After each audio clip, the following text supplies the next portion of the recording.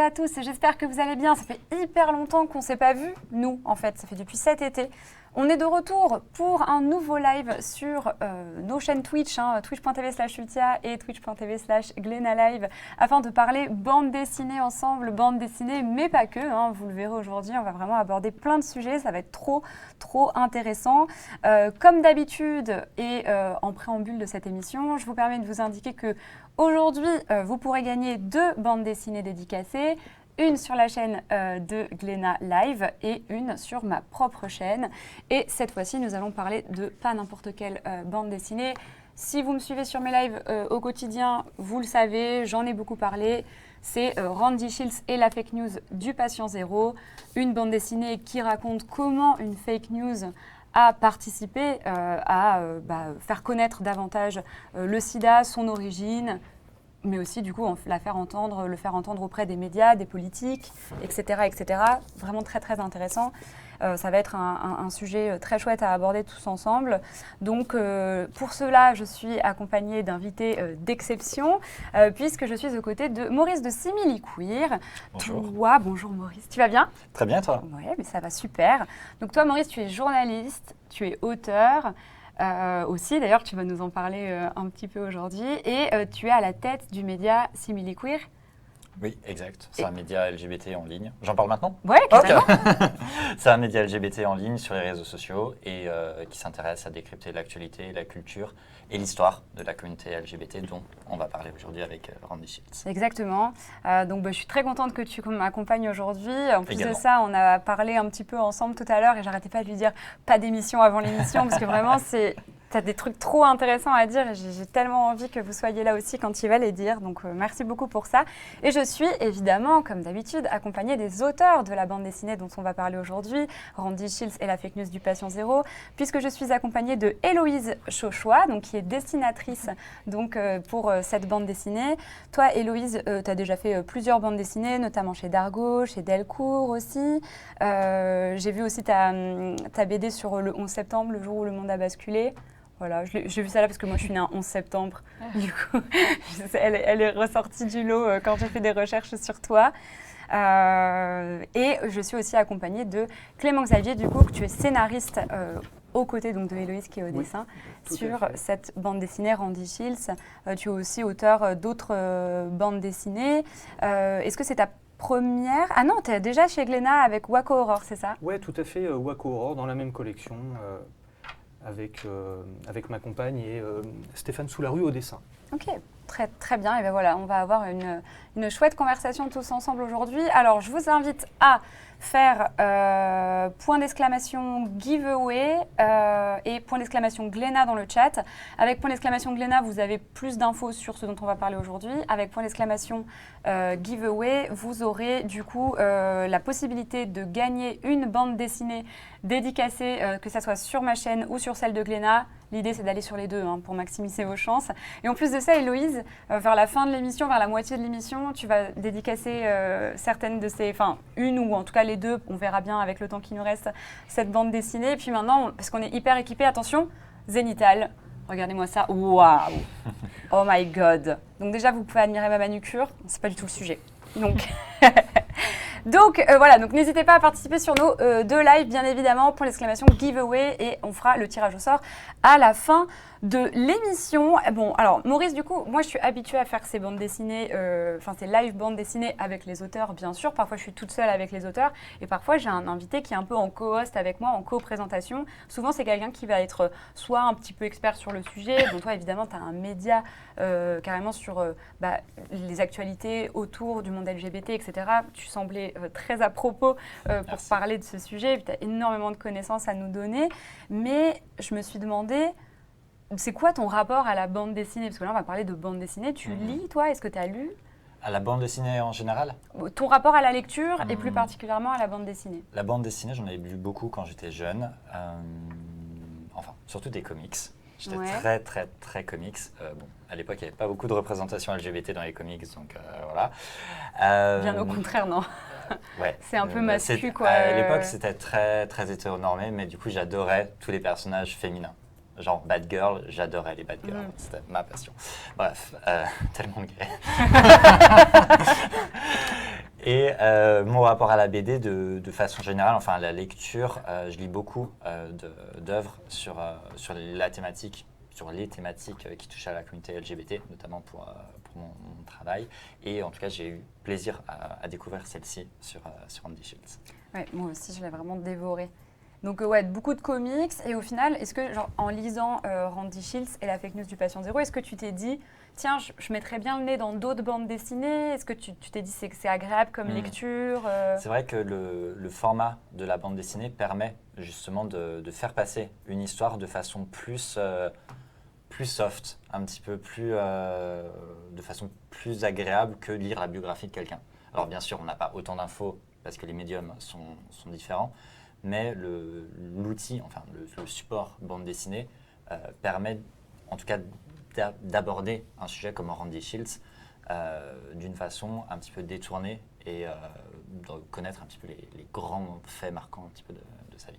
Complètement, mais d'ailleurs, Héloïse Clément, c'est un peu ce que vous avez fait au final aujourd'hui en parlant de Randy Shields, en utilisant le médium de la bande dessinée. C'est aussi en quelque sorte pour le vulgariser, le rendre accessible à tous. C'est ça l'objectif, Clément par exemple? Bah ouais, tout à fait. Et puis c'est pour essayer de partager avec un grand nombre de lecteurs, en effet, une histoire qui est passionnante, moi qui m'a vraiment captivé, où j'ai appris en la faisant des tas de choses, et j'ai encore plein de choses à apprendre, donc je suis d'ailleurs super content que tu sois là. Et voilà, mais oui, il y a cet objectif en effet de s'adresser, grâce à la bande dessinée, à plein de lecteurs. Oui, c'est ça, c'est vraiment un large public et peut-être un public qui ensuite s'achètera d'autres bandes dessinées, peut-être au début pour à nouveau se renseigner sur des sujets de société, sur des faits avérés, etc. Et puis pourquoi pas se laisser tenter par plutôt du fantastique. Moi j'aime bien me dire que ça peut être une porte d'entrée à la lecture, à la bande dessinée. Et oui, t'en penses quoi? Je suis d'accord, et puis peut-être d'ailleurs, j'espère que ça va donner envie de lire d'autres bandes dessinées, mais pas que aussi, comme tu dis, c'est un médium parmi d'autres, et du coup si ça donne aussi envie d'aller lire des romans, des essais, regarder des documentaires sur les thématiques LGBT ou autres, c'est aussi gagné, quoi, parce que tout ça c'est très complémentaire en fait. La bande dessinée, c'est un support parmi tant d'autres qui permet de traiter de ce type de sujet. Donc on vient de m'informer dans l'oreillette que en fait j'ai dit une bêtise, c'est pas point d'exclamation giveaway, c'est point d'exclamation Randy, R-A-N-D-Y. Donc en tout cas sur mon live c'est ça, chez Glénat c'est ça aussi. Donc n'hésitez pas à faire point d'exclamation Randy, mais je crois que la commande point d'exclamation giveaway vous donnez la solution. C'est un jeu de piste cette histoire. Bon très bien, on parle de cette bande dessinée depuis tout à l'heure, mais on n'a pas vraiment expliqué de quoi ça parle. Donc je te pose la question Clément, de quoi ça parle Randy Shields et la fake news du patient zéro? Alors en fait, l'histoire se déroule à San Francisco. On est au début des années 1980 et là il se passe un petit événement. Randy Shields, un jeune journaliste qui est assez flamboyant, très talentueux, est embauché dans un média de masse, le San Francisco Chronicle. Et l'événement, c'est parce que c'est la première fois qu'un homosexuel travaille dans un média de masse. Et lui, très vite, ce qui va se passer, c'est qu'il va découvrir qu'il y a une étrange maladie qui circule, qui s'appelle le sarcome de Kaposi. C'est une maladie de la peau, en fait, extrêmement rare, un cancer de la peau extrêmement rare, qui habituellement ne touche que des vieillards sur le pourtour du bassin méditerranéen. Mais là, il s'avère que ça frappe des jeunes homosexuels de son entourage qui sont guère plus âgés que lui. Tu vois, il a une trentaine d'années à ce moment-là. Et donc, il ne comprend pas. Tu vois, déjà, il y a un truc un peu étrange à ce moment-là. Et en fait, en continuant à enquêter, il découvre que ce n'est pas des cas uniques, que partout à travers les États-Unis, des médecins commencent à s'affoler parce qu'ils sont confrontés à ce genre de phénomène. Alors, le CDC d'Atlanta, c'est le centre des maladies infectieuses d'Atlanta, évidemment, est alerté en premier lieu, quoi. Et ils commencent aussi de leur côté à mener l'enquête. Ils ne comprennent absolument pas ce que c'est. Tout ce qu'ils voient comme dénominateur commun, c'est que ça touche essentiellement des homosexuels. Donc, ils appellent ça le cancer gay.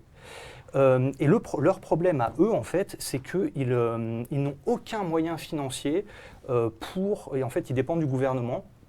Ils n'ont même pas de quoi s'acheter un microscope, etc. Ils sont forcés de prendre sur leur denier personnel pour mener des espèces d'enquêtes qui ressemblent plus de terrain, en fait, qui ressemblent plus à de la sociologie qu'autre chose, pour essayer de comprendre comment se propage, se diffuse ce truc, d'où ça vient, etc. Ils n'en ont aucune idée. Et ils n'ont pas d'argent parce que le gouvernement américain, nouvellement élu, c'est Ronald Reagan. Donc Ronald Reagan, pour ceux qui ont la chance de ne pas connaître son nom, c'est vraiment un homophobe notoire, un bigot de première, un réactionnaire vraiment affreux. C'est fou, on se Ouais. demande s'il y a quelqu'un à nouveau qui va passer au pouvoir bientôt aux États-Unis qui serait à peu près dans le même profil. Ben, en fait, ça pourrait plus arriver aujourd'hui. Il fait un petit peu penser, pour les plus jeunes, donc ils ne le connaîtraient pas, moi il me fait penser à Bruno Retailleau un peu, un Bruno Retailleau un petit peu décomplexé. Et donc voilà, à partir de ce moment-là... Et un acteur pas ouf. Ouais. Le jugement dans le chat, Oui. voilà. Oui, pardon, et à partir de ce moment-là... Et à partir de ce moment-là, du coup, Randy il va passer son temps à essayer d'alerter surtout les pouvoirs publics pour qu'ils commencent à agir et à s'inquiéter du problème, étant donné que Reagan, lui, le fait que ça touche des homosexuels, que des homosexuels meurent, il trouve ça presque cool. Tu vois, son administration, en fait, ça leur pose horrible, aucun hein. problème. Ouais, c'est horrible. Et en fait, pour eux, c'est une espèce de châtiment divin. Donc, il n'y a pas de problème, on laisse faire. Et Randy Shields, il va essayer un peu toutes les techniques, les tentatives pour alerter ces pouvoirs publics en passant par son levier à lui, c'est-à-dire l'opinion publique, qui va faire pression sur eux. Et il va utiliser des méthodes qui sont, on aura l'occasion d'en reparler, mais qui sont un petit peu spéciales. D'où la fake news du patient zéro, exactement, c'est ça qui est expliqué dans la bande dessinée. Et alors moi, je me suis demandé, avant de rentrer dans le vif du sujet et de parler de tout ça en détail, comment vous deux, Héloïse et Clément, comment vous vous êtes rencontrés? Comment est-ce que ce projet a débuté, Héloïse? C'est Gléna en fait qui nous a mis en contact. Donc le début du projet, c'est toi qui en parlera le mieux puisque c'est toi qui es à l'initiative de ce projet. Mais voilà, moi après, on m'a proposé de travailler alors que tu avais déjà commencé à monter le projet avec la maison d'édition. Tu avais déjà cette idée de scénario du coup? Ouais, j'avais cette idée de scénario que j'avais proposé donc à Aurélien Ducoudray et Cédric Ilan, qui sont les directeurs de la collection Karma. J'avais déjà fait un album dans cette collection que j'adore. Parce que la collection Karma, c'est une collection chez Glénat qui met en avant les personnalités un petit peu oubliées de l'histoire, c'est Tout ça? à fait. Et en fait, notamment, peut-être que vous l'avez vu, si vous ne l'avez pas vu, mais foncez aller voir cette émission. On a fait une émission où on a parlé entre autres de Radium Girls, de l'autrice Si, et c'est aux éditions Karma aussi. Et en fait, c'est des femmes oubliées de l'histoire dont il est hyper important de parler également. Et donc, toute cette collection, c'est vraiment des personnalités oubliées qu'il est toujours sympathique de mettre un petit peu en lumière. Ouais. Donc voilà, parcours de femmes en bande dessinée sur YouTube, n'hésitez pas à aller la regarder. Donc c'est aux éditions Karma, Tout à cette fait. bande dessinée. Et en fait, donc c'est des personnages historiques un petit peu oubliés et qui ont réussi à faire avancer la société. Et en effet, la BD de Si, elle est géniale. C'était la première, je crois, de la collection. Elle inaugurait la collection. Ok, super. Moi, je suis tombé là-dessus. J'ai fait non, mais c'est ça que je veux faire et tout. Ah, mais trop bien, mais ouais, c'est incroyable ce c'était- lore, ok? C'était carrément fou, quoi. Et du coup, j'ai proposé ce scénario à Aurélien Ducoudray et Cédric, et ils ont été partants, et c'est eux qui m'ont permis de rencontrer Héloïse, dont j'adorais déjà le travail, parce qu'elle C'est a vrai déjà réalisé des milliards de bandes dessinées, je ne sais Au pas moins. comment elle a réalisé. 1000 milliards. La Fabrique des corps, c'était vraiment une bande dessinée que j'adorais, et puis en effet la BD t'en as parlé un petit peu en introduction, là, Sur le 11 11 septembre, elle est géniale. Et du coup, j'étais trop intéressé aussi parce qu'on a deux façons très différentes d'aborder la bande dessinée. C'est la reine de la vulgarisation scientifique et elle trouve en fait des formes hyper créatives, originales, tu vois, pour parler de trucs qui sont quand même assez complexes de base. Et moi, ça, j'ai pas du tout, tu vois. Et par contre, moi, je suis plus dans la narration, tu vois, on prend le personnage par la main. J'aime bien les récits avec pas mal d'humour et d'action. Et donc, je me suis dit, mais ouais, ça va faire un mélange intéressant, quoi. Mais vous vous complétez très bien finalement. Donc c'est les éditions, c'est Glénat qui t'a recommandé Héloïse, donc Ouais. c'est ça? Et vous êtes rencontrés à Angoulême. Au final, vous avez beaucoup travaillé à distance. Comment ça a marché entre vous? Par mail. Ouais. Beaucoup, c'est ça en fait, c'est assez courant. Moi, c'est vrai que la plupart, les scénaristes notamment avec qui j'ai eu l'occasion de travailler, souvent on essaye de se rencontrer quand même au début du projet au moins une fois en vrai, histoire de se connaître un peu. Et puis après, ça se fait beaucoup par mail. Moi, j'envoie mes planches de storyboard. Toi, tu m'envoies le scénario d'abord. Ouais. Moi, je fais des propositions de storyboard et puis on en discute jusqu'à ce qu'on soit d'accord sur la forme finale. C'est bon, très dématérialisé et puis on se revoit à la fin du projet. Ouais. Et en effet, ce qu'il y a d'assez génial, c'est que pendant, je sais pas, tu vois, un an et demi, on va être au quotidien, on va presque vivre ensemble, on va s'échanger des tartines de mail tous les jours et tout.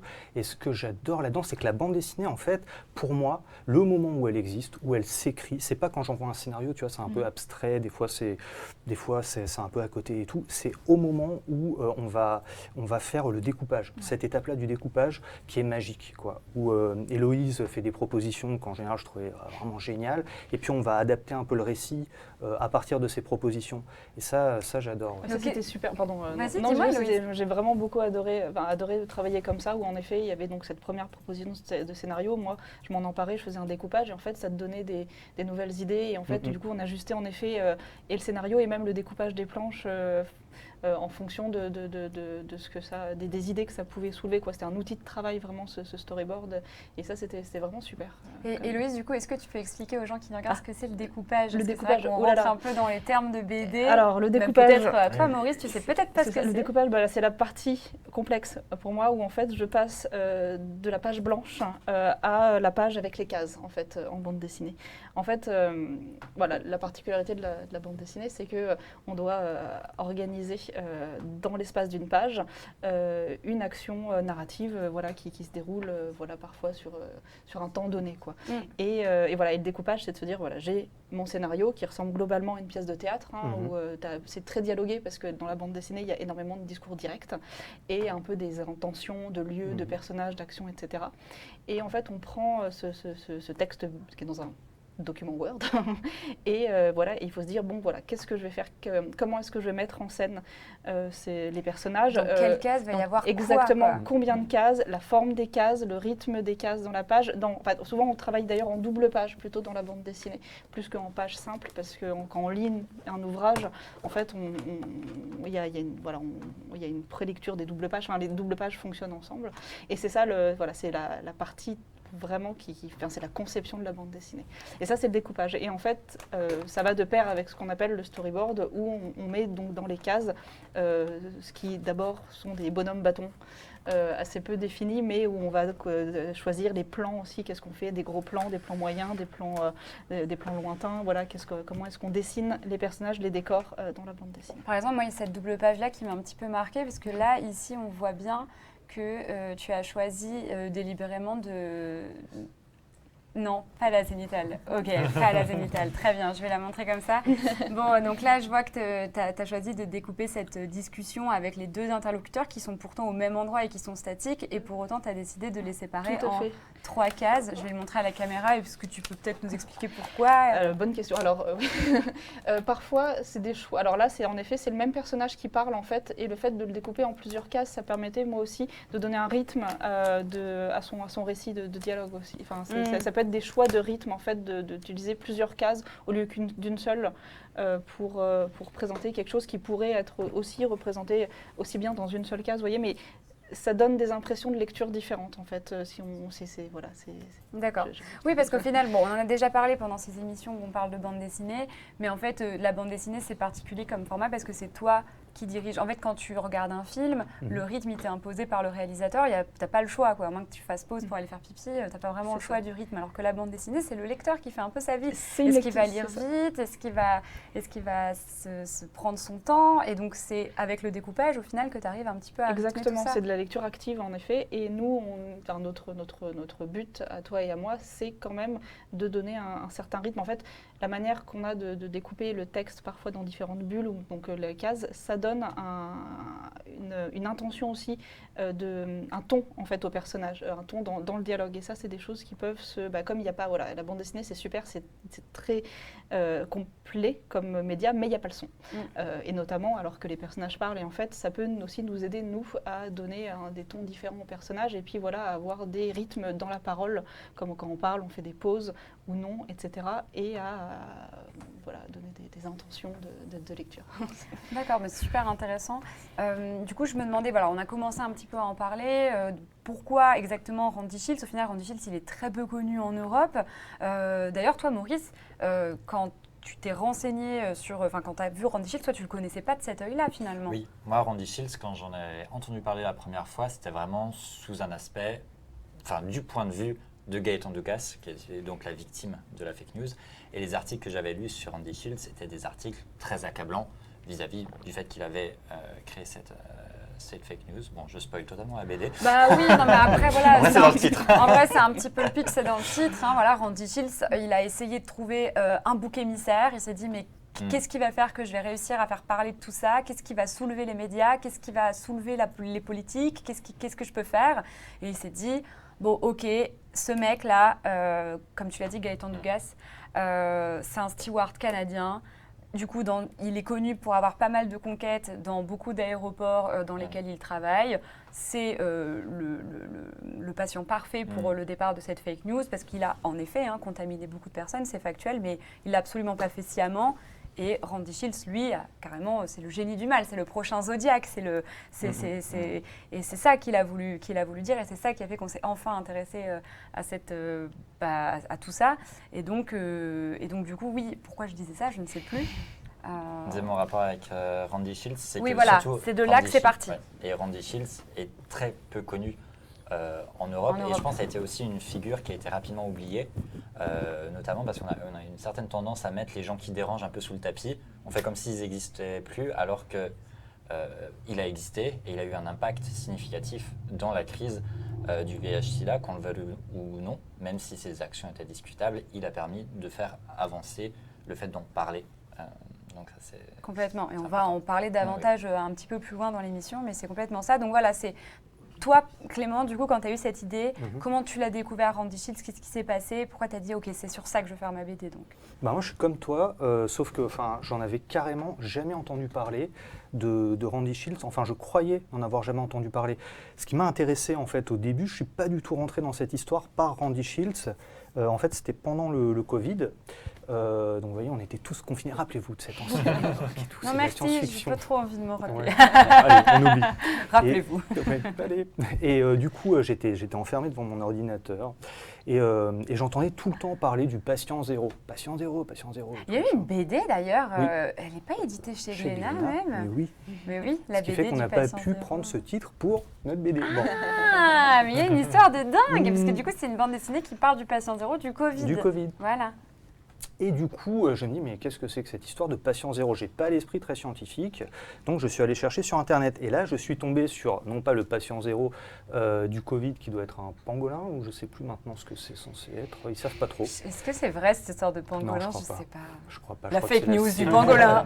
C'est la CIA qui est derrière tout ça. Et en fait, je suis tombé sur le patient zéro du sida. Je me suis dit, ouais, qu'est-ce que c'est que cette dinguerie et tout. Et surtout que c'était on revenait sur cette histoire de fake news de Gaëtan Dugas. Il y avait une photo de ce jeune homme magnifique. Beau gosse, regardez-le. Très beau, très bel homme, en train de faire de la balançoire, plein de vie, heureux, joyeux et tout. J'ai lu l'article attenant et voilà, il était avéré bien sûr depuis plusieurs décennies que c'était complètement mensonger, qu'en fait il était passé vraiment pour le bouc émissaire, enfin un truc affreux quoi. Et il était brièvement cité que tout ça était l'œuvre d'un journaliste, Randy Shields. Je me suis dit, mais qui est cet enfoiré? Et je suis allé chercher des infos sur Randy Shields. Le stalk intense de Randy Shields. Et c'était sans fin, tu vois. Et là, je tombe... Le confinement, Ouais. C'est vraiment, on avait le temps, quoi. On était là, Randy Shields, qui est-ce? Mais qui est cet homme? Et là, je suis tombé pas du tout sur ce que je croyais, c'est-à-dire un vieux mec un peu salaud et tout, avec son cigare devant sa machine à écrire, qui savait pas trop quoi faire. Non, je suis tombé sur un gars que je connaissais sans le savoir. Parce que, en fait, il y a un film que j'adore, un de mes réalisateurs préférés, c'est Gus Van Sant. C'est une de mes idoles et tout, je suis fou de ce qu'il fait. Et il avait fait un film, je ne sais pas si vous l'avez vu, sur Harvey Milk. Oui. Trop beau film avec Sean Penn dans le rôle d'Harvey Milk. Alors Harvey Milk, je vais essayer de faire court. Mais non, vas-y, c'est super intéressant. Harvey Milk, c'est le premier homme politique ouvertement gay à avoir été élu conseiller municipal d'une grande ville, en l'occurrence San Francisco. Harvey Milk était un ami de Randy Shields. Ils sont bien connus. Et donc Harvey Milk a été assassiné un an seulement après avoir été élu. Donc je crois qu'il a été élu en 77, il a été assassiné en 78. Et Randy Shields a écrit un bouquin, une biographie sublime. C'est assumé qu'il a été assassiné vis-à-vis de son orientation sexuelle ou Alors c'est intéressant c'est ça. un conflit politique plutôt. Alors, en fait, le truc, ça c'est une histoire de dingue aussi, c'est qu'il a été assassiné par un ancien conseiller municipal qui était très jaloux de lui. Je précise qu'il a été assassiné et que le maire aussi a été assassiné, hein, juste la même journée à côté. Hein. Dan White, ce tueur, les a liquidés les deux. Donc c'est un ancien conseiller municipal jaloux d'Harvey Milk qui les a descendus. Et là, il y a eu après un procès. C'est quand même de la jalousie très intense, ça.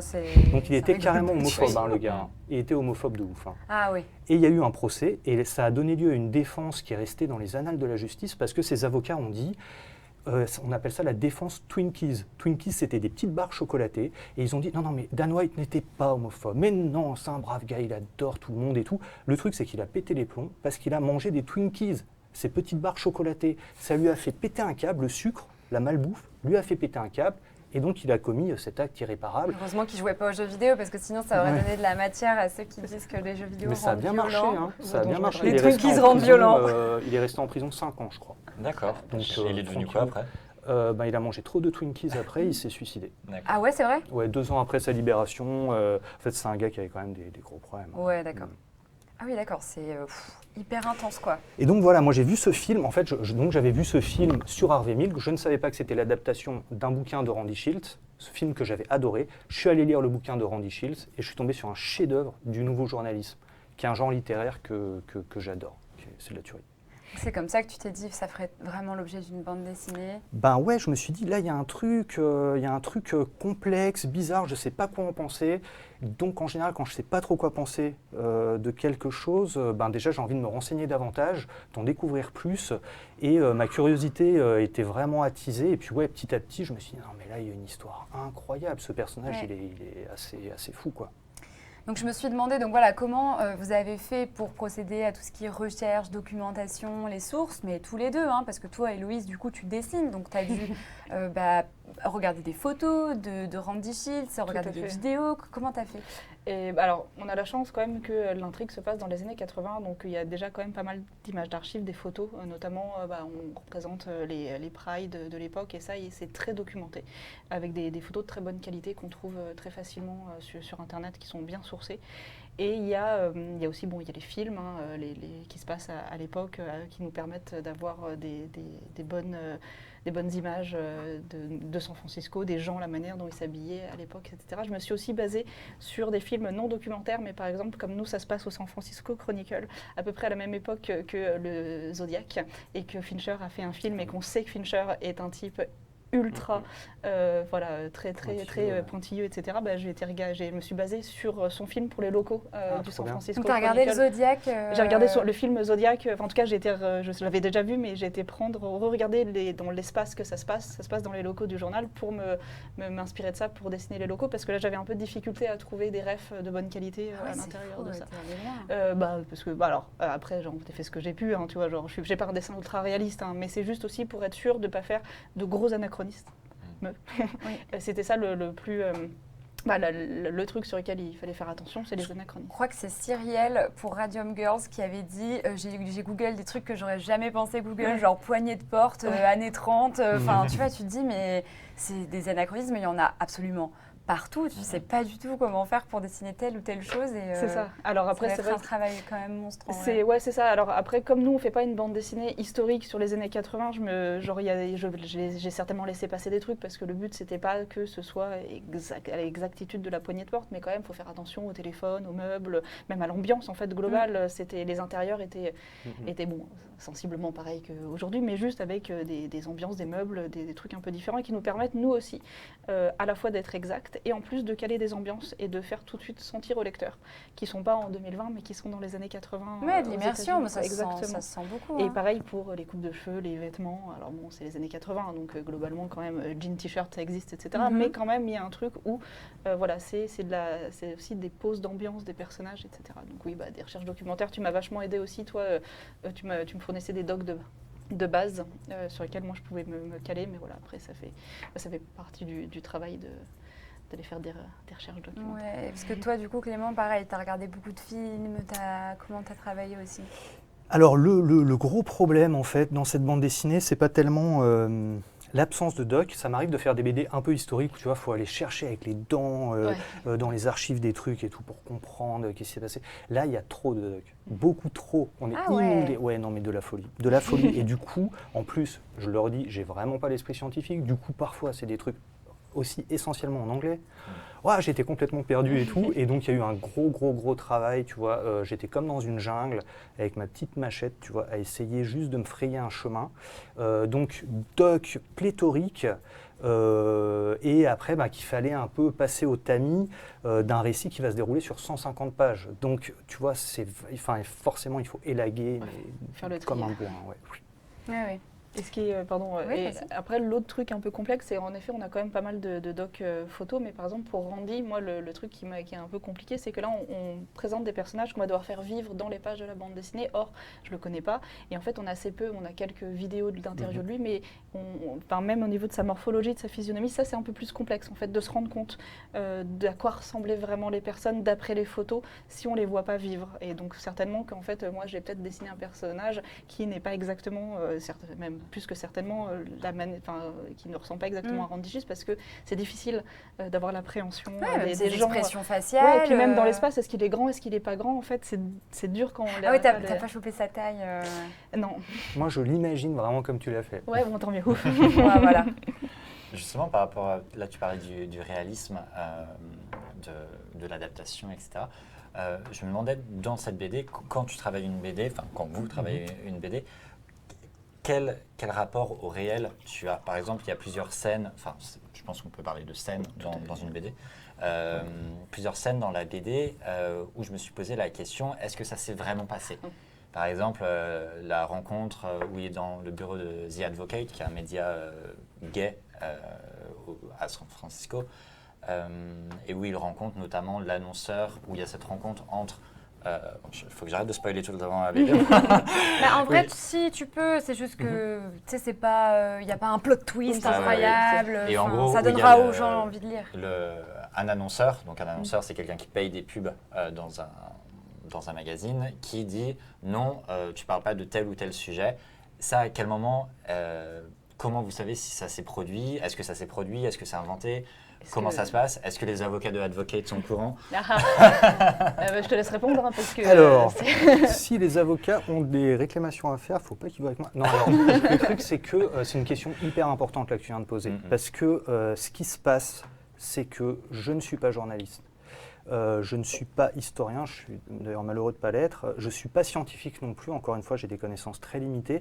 Je suis un peu âgé en plus, donc très vite, il y a plein de trucs que je ne comprends pas. Tu vois, peu âgé, un dinosaure. Non mais tu vois, lié à ma génération, c'est vrai qu'il y a quand même Enfin, c'est incroyable, il y a des tas de... justement, ton bouquin, on en reparlera, aide énormément à s'y repérer, parce que tu vois, moi très vite, je suis perdu dans des nouvelles façons de concevoir les choses et tout. Enfin bon, bref, donc voilà. Après, j'ai ma subjectivité, donc voilà, je prends les événements, j'essaie d'être le plus honnête possible, et puis j'ai des contraintes, et ça m'intéresse aussi qu'on en parle, parce que c'est vraiment le cœur de mon métier, tu vois. Donc j'ai plein de contraintes dont le lecteur, théoriquement, si j'ai bien fait mon boulot, il ne s'en rend pas trop compte. Mes contraintes, ça va être le temps, et ça va être le format, c'est-à-dire le nombre de pages que j'ai à ma disposition. Et là, Héloïse, il faut que je te révèle un secret. Oh mon Dieu. C'est que quand on faisait cette bande dessinée, en fait, à un moment donné, je me suis dit, mais attends, tu vois, à chaque fois, je découvrais des nouveaux trucs. Je me disais, ah non, mais c'est fou ça et tout. Il faut trop qu'on le mette dans la bande dessinée. Et donc, j'appelle Cédric. Je lui dis, Cédric, tu peux me rajouter 50 pages, s'il te plaît, sur la BD?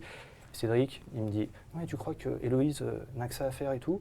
Non, tu te tiens à tes 150 pages et tout. C'est important pour le lecteur aussi que tu puisses lui proposer un récit qui soit bien structuré, bien ramassé autour de ton sujet. Et donc là, il me rappelait quel était vraiment mon arc narratif, mon sujet. T'as calmé quoi. Il m'a calmé, il a calmé mes ardeurs. C'est vrai que j'ai tendance, moi je fais facilement des BD de 400 pages, tu vois, donc les dessinateurs n'en peuvent plus. D'ailleurs, plus personne ne veut travailler avec moi. Et Héloïse, elle me l'a dit tout à l'heure. Ouais, putain, c'était ça en fait. Fake news. Et du coup, voilà en fait. Donc j'ai ces contraintes-là. Une autre contrainte, c'est que moi, tu vois, on vit dans un monde où on est trop sollicité par des milliards de trucs en permanence. Moi, le lecteur, il faut que je l'attrape par la main, Je lui dis, ouvre cette bande dessinée, elle est géniale. Il l'ouvre et il n'a plus envie de la lâcher. Tu vois, alors qu'il y a des sollicitations de partout. Et moi, le premier, je passe mon temps à passer d'un truc à un autre. Je pense qu'il y a plein de gens qui se reconnaissent là-dedans. Ouais, c'est pas évident. Hein. Et c'est vrai que capter l'attention d'un lecteur sur 150 pages, c'est pas facile. Et du coup, on a nos petites astuces, nos rebondissements, nos trucs et tout. Et cette scène dont tu parles, alors c'est marrant parce que c'est une scène pivot de l'album, peut-être la plus importante pour moi et la plus cruelle à mes yeux. Elle passe un peu crème, on s'en rend pas trop compte. Mais en fait, cette scène, c'est pas tant la véracité de ce qui s'est passé ou pas à ce moment-là, c'est que j'avais des éléments biographiques sur Randy Shields qu'il fallait que j'amène au lecteur pour qu'il puisse comprendre la suite. Et la suite, c'est qu'on est face à une espèce d'ironie dramatique absolue. C'est qu'on a un journaliste qui n'est pas n'importe quel journaliste. Ce journaliste-là, c'est pas le journaliste que tu as à la télé qui dit « faut pas cracher dans la main de celui qui te nourrit », etc., comme beaucoup de journalistes aujourd'hui pourraient le dire. Non, non, c'est un journaliste qui adore, qui est un amoureux de son métier et de la déontologie de son métier. Or, quelques séquences plus loin, il va se retrouver à faire une dinguerie qui est tout l'inverse et qui va lui coûter en fait énormément. Oui, parce qu'à ce moment-là, il publie un article qui est totalement mensonger et pas du tout avéré. Et en plus de ça, il l'apprend un peu plus tard.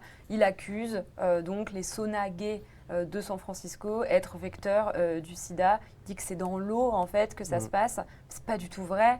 Le patron du sauna, lui, il se sent trahi en fait avec cette histoire. Donc ça. Après, les saunas étaient quand même un lieu de contamination extrême.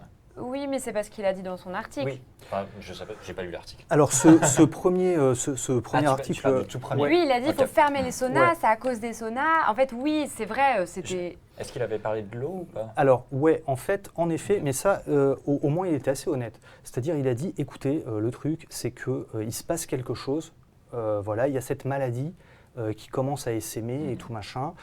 Les chercheurs du centre, du centre des maladies infectieuses d'Atlanta sont en train de bosser sur le sujet, mais ça prend énormément de temps, tu vois, la science, c'est toujours comme ça.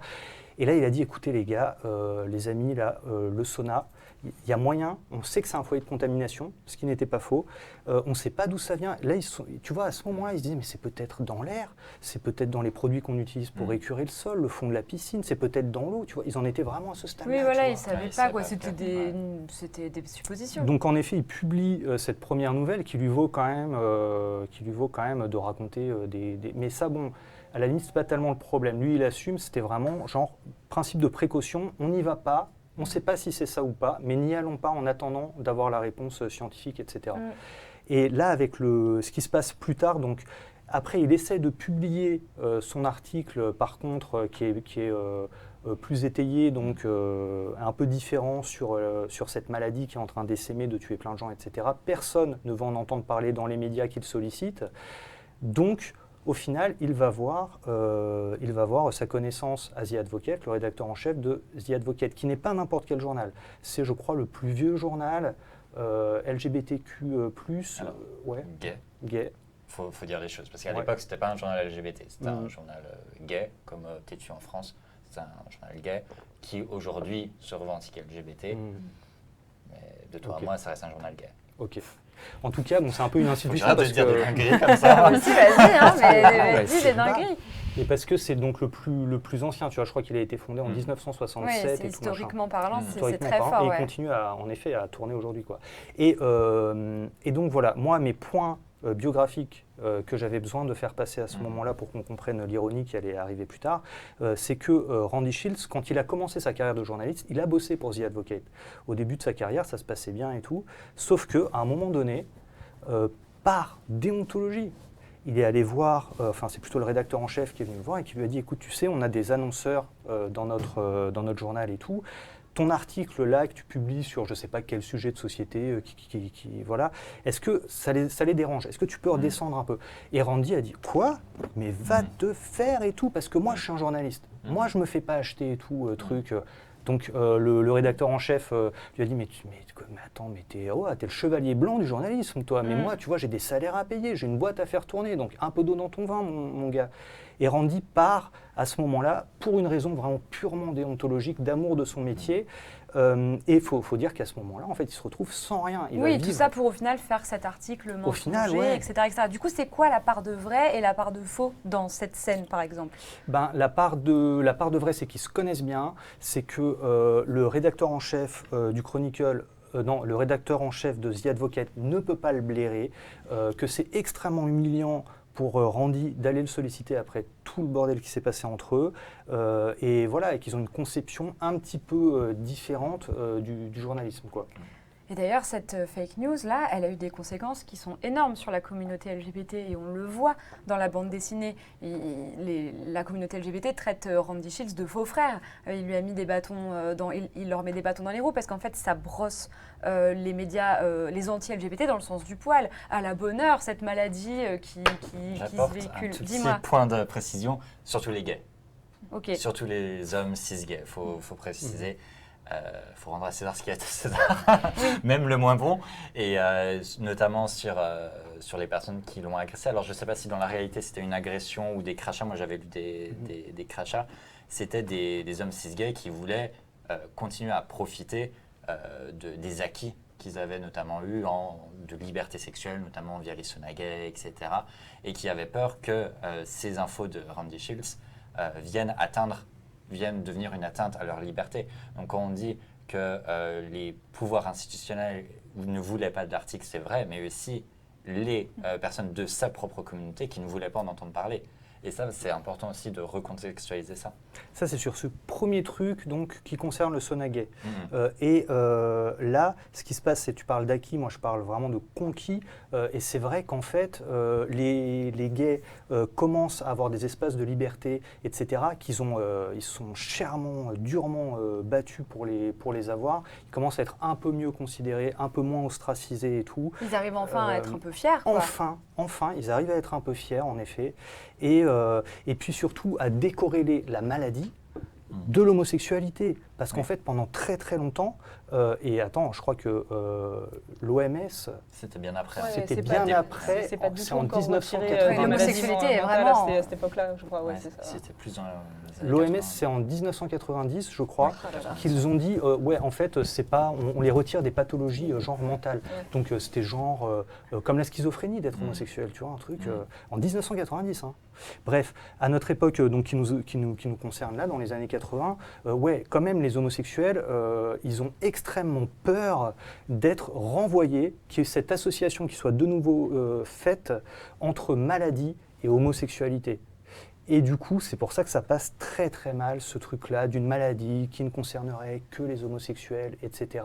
Et le sauna gay, parce que moi, quand j'ai fait cette histoire, à un moment donné, je me dis, mais ils ne voulaient pas fermer le sauna gay par principe de précaution, alors que ça aurait pu sauver des vies. Je me dis, ça fait un peu genre enfant gâté, ou je sais pas, ça va, c'est qu'un sauna. Oui, mais c'est pas vraiment ça, c'est la signification qu'il y a derrière. Exactement. Et aussi, c'était un des seuls lieux de rencontre. Exactement. C'était les saunas gays à l'époque, qui ne sont pas juste des saunas.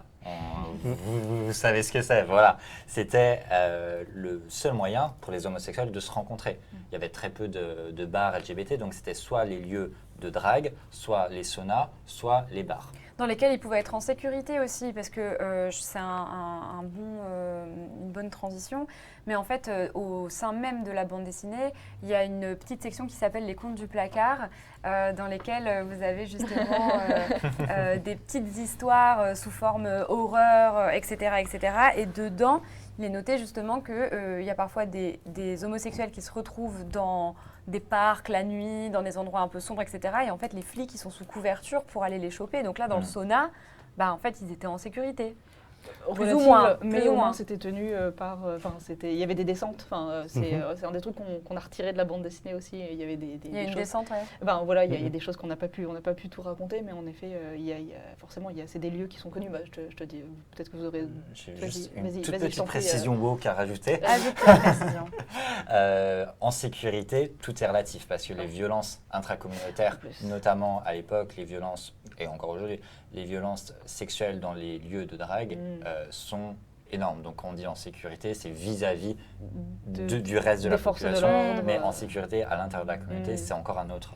Voilà. Ouais, Et en c'est plus, autre il y avait chose. régulièrement des descentes de police, des raids, des trucs comme ça. Mais Pardon. Non, mais j'avais fini. Mais c'est pour toutes ces raisons-là, de ce qu'on vient de se dire là et tout, de ce dont on vient de parler, que justement, on avait besoin de trucs comme les contes du placard, qui sont des espèces de petites pastilles qui viennent comme ça de temps en temps dans la bande dessinée, pour contextualiser.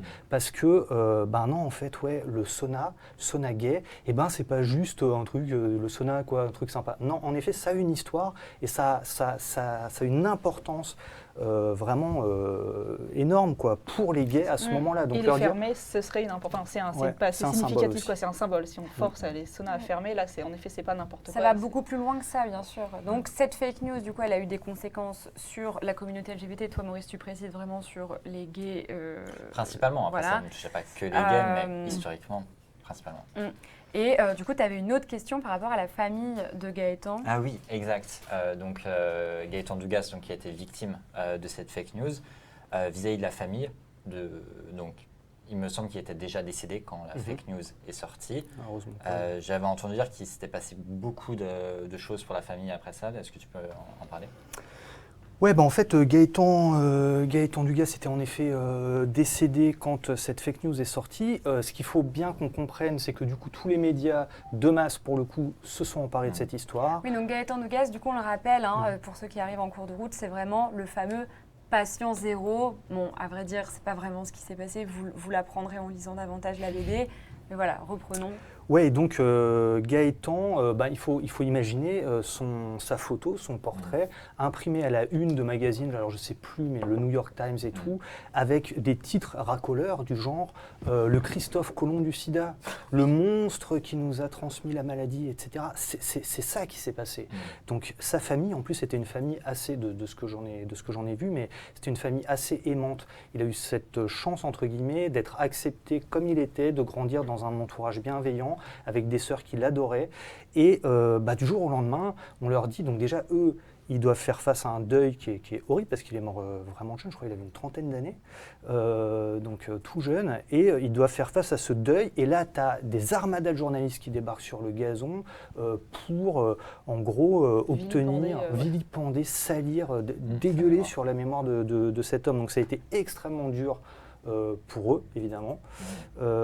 Et voilà, il a été heureusement réhabilité, Gaëtan Dugas, relativement vite, même si scientifiquement parlant, je crois que ça n'est qu'en 2016 que vraiment un scientifique a pu apporter la preuve irréfutable que c'était vraiment n'importe quoi et qu'il n'était pas du tout le patient zéro un du peu sida. blanchir son image, mais bon, le mal est fait. Après, la famille, elle devait avoir à gérer son deuil. Et puis en plus de ça, c'est rumeurs, parce que vraiment, j'ai vu un extrait de plateau télévisé où ils disent le monstre qui a sciemment contaminé des centaines de personnes. Enfin, quelle horreur qu'on parle de son enfant dans de telles conditions. Donc, et qu'on le rende responsable, en fait, de tout ce que l'administration américaine n'a pas fait. Reagan, il faut attendre 1987 pour qu'il parle, alors qu'il est au courant dès le début, pour qu'il parle pour la première fois du sida. 1987. Je veux dire, il y a peut-être des centaines de milliers de morts. Il faut attendre que ça touche des personnes en dehors de la Oui. communauté ça. LGBT, c'est ça, quoi. C'était la même chose en France. C'est à partir du moment où ça a commencé à toucher les filles blanches du 16e, que là, on a commencé à en parler. Tant que c'était les homosexuels et toutes les personnes, les travailleuses du sexe, travailleurs du sexe, j'ai le droit de dire ça? Oui. Ok. Non, parce que je lui ai expliqué au début du live qu'il ne pouvait pas dire le P-word. Ok. Et il a dit « Ah, j'allais le dire !» Alors, du coup, je suis en mode « Ok, je ne peux pas être banni de Twitch. » Et aussi, tout ce qui est toxico, là, ça gênait personne. Et c'est à partir du moment où c'est sorti de ces catégories-là que là, les pouvoirs publics se sont intéressés au sujet. Je crois que c'est dans le film 120 battements par minute, un personnage à un moment dit le sida, ça aurait touché les enfants dans les bacs à sable. Tout de suite, tout aurait été fait pour qu'il n'y ait pas de contamination, etc. Sauf que là, ça touchait des gens qui étaient considérés comme des sous-citoyens. Donc c'était pas si grave qu'il mourait, quoi. Voilà, et d'une certaine façon, je pense que ça a arrangé beaucoup de monde. Complètement. Je pense qu'on est un petit peu en retard sur le runner, donc je pense que tu peux... Oui, ça, on en a un petit peu parlé, finalement. Mais oui, est-ce que plutôt cette fin de partie-là vis-à-vis globalement de la bande dessinée, je me demandais, est-ce que, personnellement, pour toi, enfin pour vous, en tout cas, c'est une volonté de réhabiliter la figure de Randy Shields et de, entre guillemets, sortir son nom de l'anonymat ou, pour ceux qui le connaissent, de la boue. Je t'en prie. Alors Sans non, vouloir te jeter. pas vraiment en fait. Bon déjà, Randy Shields, c'est une superstar aux États-Unis en tant que journaliste parce qu'il a écrit donc cette biographie sur Harvey Milk qui était déjà, je veux dire, un pur chef-d'œuvre du journalisme et considéré comme tel. C'est ça qui lui a ouvert justement les voies du San Francisco Chronicle où ils ont fait appel à lui parce que c'était un peu déjà entre guillemets une icône dans sa communauté. Après, il a écrit ce bouquin pour se racheter aussi, et puis donc qui est incroyable, pas jamais édité en français, ce qui est une dinguerie sur l'émergence du SIDA aux États-Unis et toute cette histoire de pouvoir public qui s'en contrefoutent et tout. Donc un bouquin hyper dense et riche. And The Band Played On, qui a été adapté en sorte de série télé que vous pouvez voir. Illégalement, non, que vous pouvez voir sur Internet. Ça s'appelle en français Les Soldats de l'Espérance. Okay. Vous avez un Richard Gere ultra craquant dedans. Et voilà. Et qu'est-ce que je voulais dire? Donc, ouais, c'est un journaliste vraiment qui a une plume magnifique, etc. Et est-ce que je voulais le réhabiliter, c'est ça? Oui, voilà, est-ce que c'est une histoire aussi de le redorer un peu son image? Ou juste le faire sortir de l'anonymat, en fait, peut-être plus que de réhabiliter, parce qu'on ne cache pas quand même qu'à la fin, qu'il a fait des choses vraiment pas ouf. Il n'y a pas de question de dire « Ah là là, c'était finalement pas si mal, donc est-ce que c'est pas si mal ?» Non, enfin, genre, ce qu'il a fait, c'est pas déontologique, ça a causé énormément de tort à des personnes. Mais en effet, en tout cas, moi, ce que j'ai trouvé intéressant, c'est qu'on parle de cette personne, de cette personnalité qu'on ne connaît pas. En fait, moi, j'en avais jamais entendu parler, comme peut-être toi avant de tomber par hasard sur cet article. Enfin, voilà. Ouais, en fait, c'est un personnage qui est contrasté, qui est assez paradoxal, et voilà quoi. Donc, Et est-ce que sa fake news a réellement permis de sauver des vies, ou est-ce que les médias mainstream auraient parlé du VIH/SIDA quoi qu'il arrive? Est-ce que ça a vraiment eu un impact? Eh bien, écoute, c'est un peu ce que tu disais à l'instant, en fait. C'est-à-dire, je pense qu'ils auraient fini à en parler en étant concernés plus directement par le phénomène, tu vois. Ça a peut-être un tout petit peu anticipé le truc. Mais bon, oui, ils auraient fini par en parler parce que cette maladie-là, et Randy Shields le savait très bien. Peut-être que ça a accéléré le processus, ou en tout cas d'un point de vue peut-être plus local, peut-être, je sais pas. Je pense qu'on peut pas dire. Ouais, on peut pas vraiment le savoir, quoi. Bon, en fait, j'ai un peu halluciné sur le retard. Tout va bien, tout se passe bien finalement. Donc, du coup, oui, on a parlé tout à l'heure, on a un petit peu mentionné les contes du placard. Qu'est-ce que c'est les contes du placard? Il y en a plusieurs dans la bande dessinée.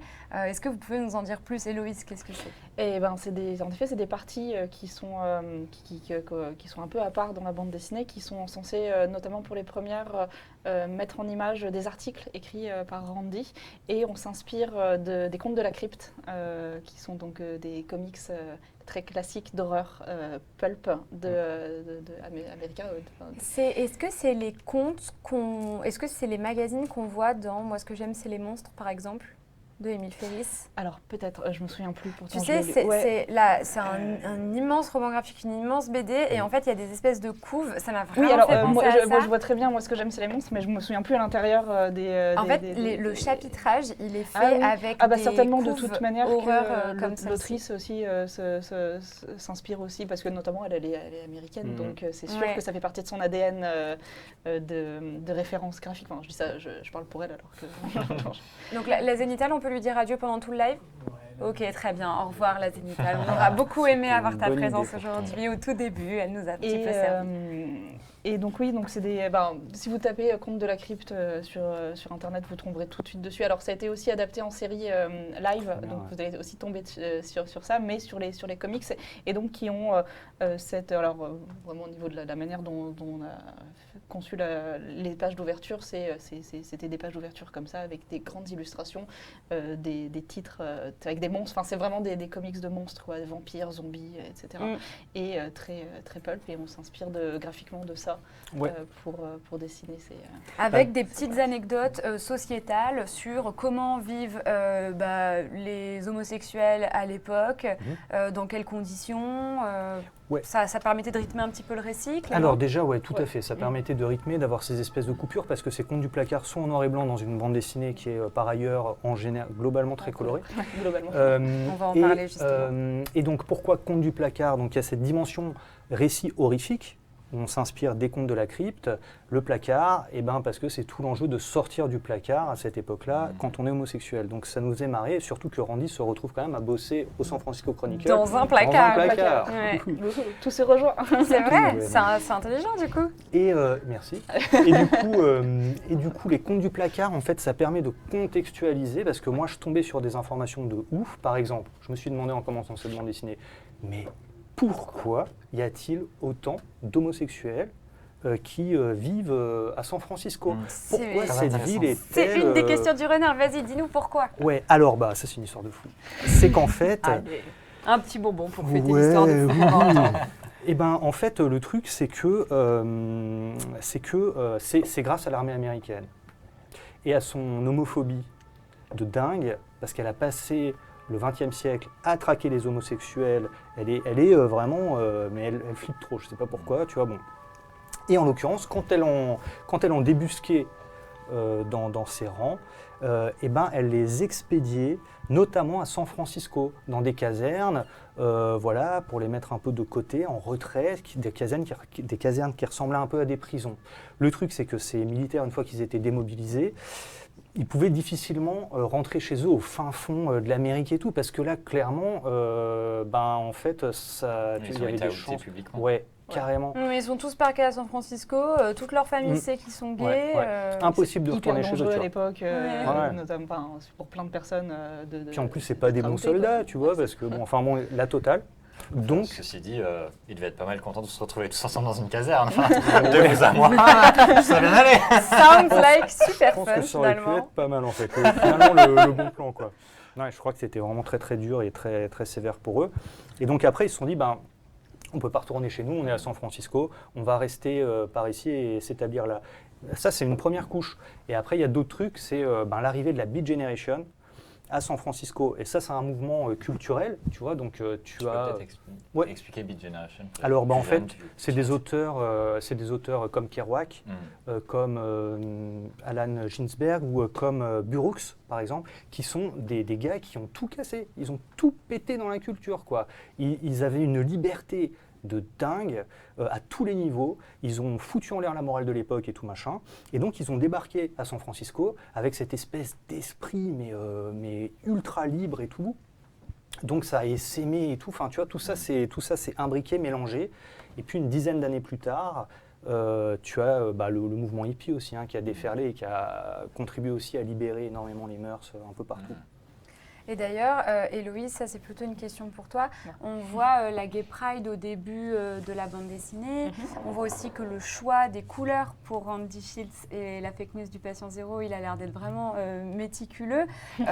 Au début, c'est plein de couleurs et puis après, parfois, ça devient de plus en plus terne. Comment tu peux nous expliquer ce choix? Et tout à fait, en fait, c'est un choix, on en avait à discuter même avant de commencer la bande dessinée, donc ça fait partie dans la conception, on l'avait en tête. En fait, on disait, va falloir que visuellement aussi, la maladie, elle est présente dans la bande dessinée, elle est présente dans le récit.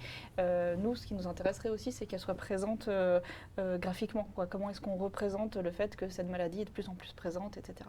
Et donc, le VIH-Sida dans la bande dessinée, c'est plutôt c'est le blanc, quoi. C'est l'absence de couleur.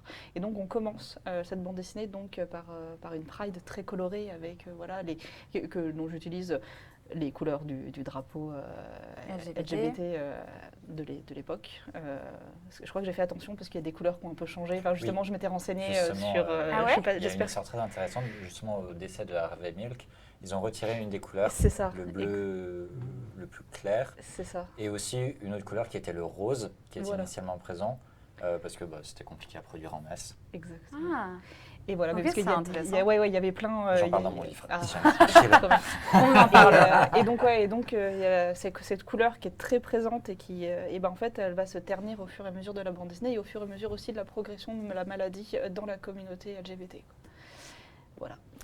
Ouais, D'accord. bah, en fait, c'est vrai que, tu vois, au début, c'est vraiment poser la question de comment représenter, par exemple, le sarcome de Kaposi, qui est une maladie de la peau franchement dégueulasse et tout. Ouais, et ça aussi. Et on s'est dit, bon, on a envie de le montrer, on ne veut pas, tu vois...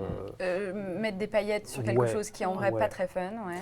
Mais comment le faire aussi pour respecter les individus qu'on va représenter. Et donc cette absence de couleur, on a trouvé ça intéressant. Et à partir de là, on s'est dit, mais finalement, pour eux, c'est un monde qui s'éteint.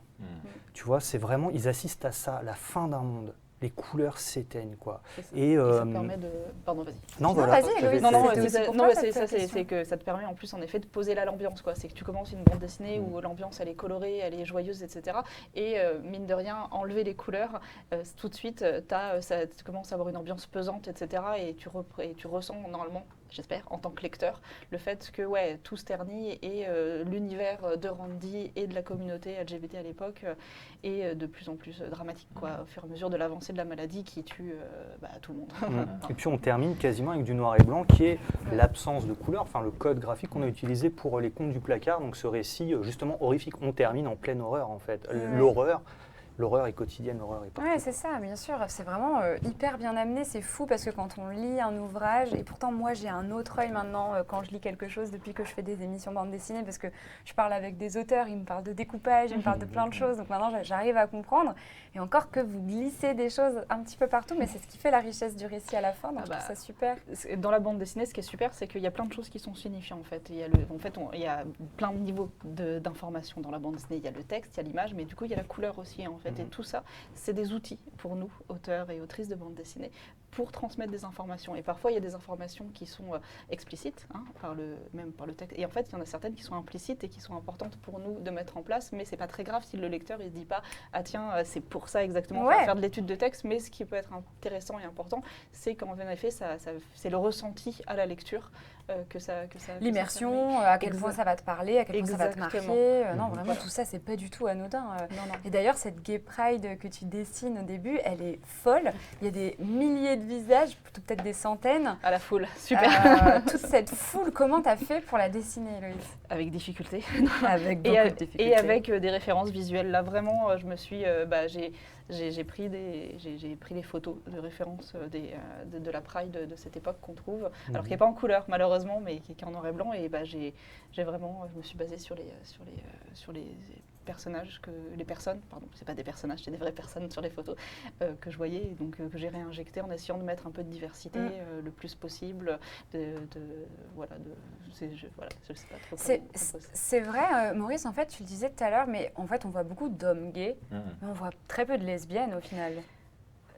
Vis-à-vis de la crise du VIH, Mais non, mais même en fait, dans la bande dessinée et tout, c'était peut-être encore plus tabou, non, d'aimer les femmes quand on est une femme plutôt que d'aimer les hommes quand on est un homme, non? Attends, je comprends pas la question. À cette époque-là, ouais, est-ce que c'est vrai qu'il y a... On voit quasiment que des hommes gays, tu vois, comme si, même dans la honte d'être gay à cette époque-là, comme si c'était peut-être encore plus tabou d'être lesbienne à ce moment-là. Je ne sais pas si c'est tabou, mais je pense qu'il y a eu un énorme mécanisme d'invisibilisation des lesbiennes où, dans la lutte pour les droits LGBT, mais en tout cas les droits homosexuels à l'époque, c'est de ça dont on parlait à l'époque, les hommes gays ont pris vraiment le devant de la scène, et c'est une réalité, et ont totalement, d'une certaine façon, invisibilisé les lesbiennes. On le voit d'ailleurs notamment dans le film dont tu parlais tout à l'heure sur Harvey Milk, où il y a un personnage lesbien et on sent vraiment qu'il y a une tension un petit peu entre ces deux communautés-là à l'époque, entre les lesbiennes et les gays, où c'est quand même assez tendu. Ouais, il y a une espèce de climat un petit peu tendu. Ouais. Mais c'est vrai qu'on voit moins de femmes, en tout cas, je trouve. Ouais, mais il y en a, mais quand même, j'ai essayé d'en mettre parce qu'il y en avait sur les images d'archives. Il y a aussi des personnes trans. C'est déjà énormément, toutes ces représentations-là. Donc, comme nous, en effet, on parle beaucoup de Randy qui fait partie de la communauté gay. Et donc, il y a beaucoup de personnages issus plutôt de la partie gay de la communauté LGBT. Mais c'était important, notamment dans les prides, d'essayer quand même de représenter la diversité aussi des personnes de la communauté de l'époque, quoi. Et après, surtout au début de la crise du sida, les principaux concernés étaient les hommes homosexuels. Voilà, en plus, c'est ça. Ouais. La boucle est bouclée. Oui, bien sûr. Exactement. Alors, et d'ailleurs, tu nous as dit tout à l'heure, je me permets de le dire maintenant, Bien mais sûr. tu nous as dit un petit peu tout à l'heure au restaurant que tu te servais aussi de Mes tes amis, oui, tout de à tes fait. Alors, proches, c'est pour ça. incarner des visages. Pour dessiner, ouais, surtout des personnages secondaires dans mes récits, dans les bandes dessinées, quand les personnages principaux, c'est pas possible, hein, parce que bon, c'est des nouvelles personnes, Oui. donc je vais pas leur donner des. Mais en effet, quand on crée des personnages, là, il y a des personnages qui sont là pour le décor, pour venir, je sais pas trop comment dire, oui, des personnages secondaires qui n'ont peut-être pas forcément d'existence réelle et donc sur lesquels dont je peux m'emparer moi. Et donc j'ai tendance à m'inspirer quand j'ai pas trop de. Enfin, des fois, soit parce que j'ai pas d'inspiration, soit parce que c'est sympa aussi de dessiner ses amis, de Bah ouais, s'inspirer c'est des vrai. personnes réelles, ce qui permet donc, Peut-être eux, ils sont contents voilà, aussi. à la fois de trouver de l'inspiration dans le réel et en plus d'incarner un peu les personnages, de leur donner du corps, parce que le fait de connaître les personnes que je représente, moi, ça me permet d'avoir justement comment dire, de dessiner des personnes assez différentes. C'est ce que je te disais, moi j'ai un peu un des trucs sur lesquels il faut que je travaille encore et je le sais, c'est la représentation physique des personnages. J'ai tendance à dessiner des personnages qui ont toujours la même morphologie qui est la mienne un peu, parce que j'ai tendance à dessiner des personnages qui me ressemblent. Et le fait de dessiner des personnages d'après des personnes réelles que je connais, ça me permet moi aussi de plus facilement de faire de réussir à dessiner des personnages avec des corps différents, des tailles différentes, des morphologies différentes, etc. Beaucoup de diversité. Exactement, et ça c'est hyper important, quoi. C'est important pour la représentation et puis c'est important aussi pour moi en tant que dessinatrice de réussir à dessiner toutes ces diversités de corps, de personnes, etc. Et voilà, et puis c'est... Bon, je sais pas, j'espère qu'ils sont contents. Moi, j'aime bien aussi mettre mes Bah les oui, gens c'est que je sûr. connais dans mes bandes dessinées. Mais d'ailleurs, il y avait un effet de ping-pong entre vous. Est-ce que parfois, il y a des trucs que Héloïse t'a proposé où tu te dis « Oh, je voyais pas ça comme ça, mais finalement, ouais, vas-y, grave, on fait ça. Ah ouais, énormément de trucs, hein. Énormément de trucs. Par exemple, les cases que tu as montrées tout à l'heure, tu vois, cette façon Oui. de découper en 3 cases, jamais, tu vois, j'aurais proposé des trucs. Bah, parce que là, c'est un exemple, mais il y en a des tonnes dans la bande dessinée. Ça, c'est des trucs, moi, j'ai pas l'esprit suffisamment charpenté pour imaginer des trucs pareils, tu vois. Mais je savais qu'elle avait cette capacité-là à proposer des mises en scène avec des formes, avec, enfin, tu vois. J'aime les petites cases. Ouais, et ouais, enfin voilà, une façon très originale de découper. Et ça, c'est vraiment elle qui a fait ça. Et j'étais trop content, quoi. Et je me disais, waouh, non mais ouais, super. Alors moi, c'est marrant parce que ça, c'est une question qu'on s'est Mm. posée tous les deux, parce que forcément, on a préparé l'émission en amont et on a mis des questions l'un, l'autre, etc. Surtout, moi, je pense à Randy Shields et je pense aussi à tout ce qui est éthique journalistique. Qu'en est-il du coup de bafouer la vérité, comme là ça l'a été avec cette histoire du fake news d'un patient zéro qui aurait contaminé tout le monde sciemment, le génie du mal, etc., pour se faire entendre. C'est où la frontière entre l'éthique de ce que tu racontes puis le journalisme? Ouais, pourquoi pas? Est-ce que t'as Personnellement, moi je pense que c'est une faute. Enfin, clairement, c'est une faute impardonnable. Et c'est le truc à ne surtout pas faire. Raconter sciemment des mensonges ou même sciemment détourner la réalité. On le voit souvent quand je traite l'info sur mon média et que je vois d'autres médias traiter la même info, je vois la façon dont l'angle politique du média, qui est notamment financé par certains milliardaires, axe l'actualité, détourne, prend certaines données, pas d'autres, pour raconter un récit. Et ça, c'est extrêmement dangereux. Et pour moi, ça rentre plutôt indirectement dans le côté fake news. Mais c'est une tendance aussi dans le journalisme aussi aujourd'hui, c'est de se servir de faits d'actualité pour raconter un récit.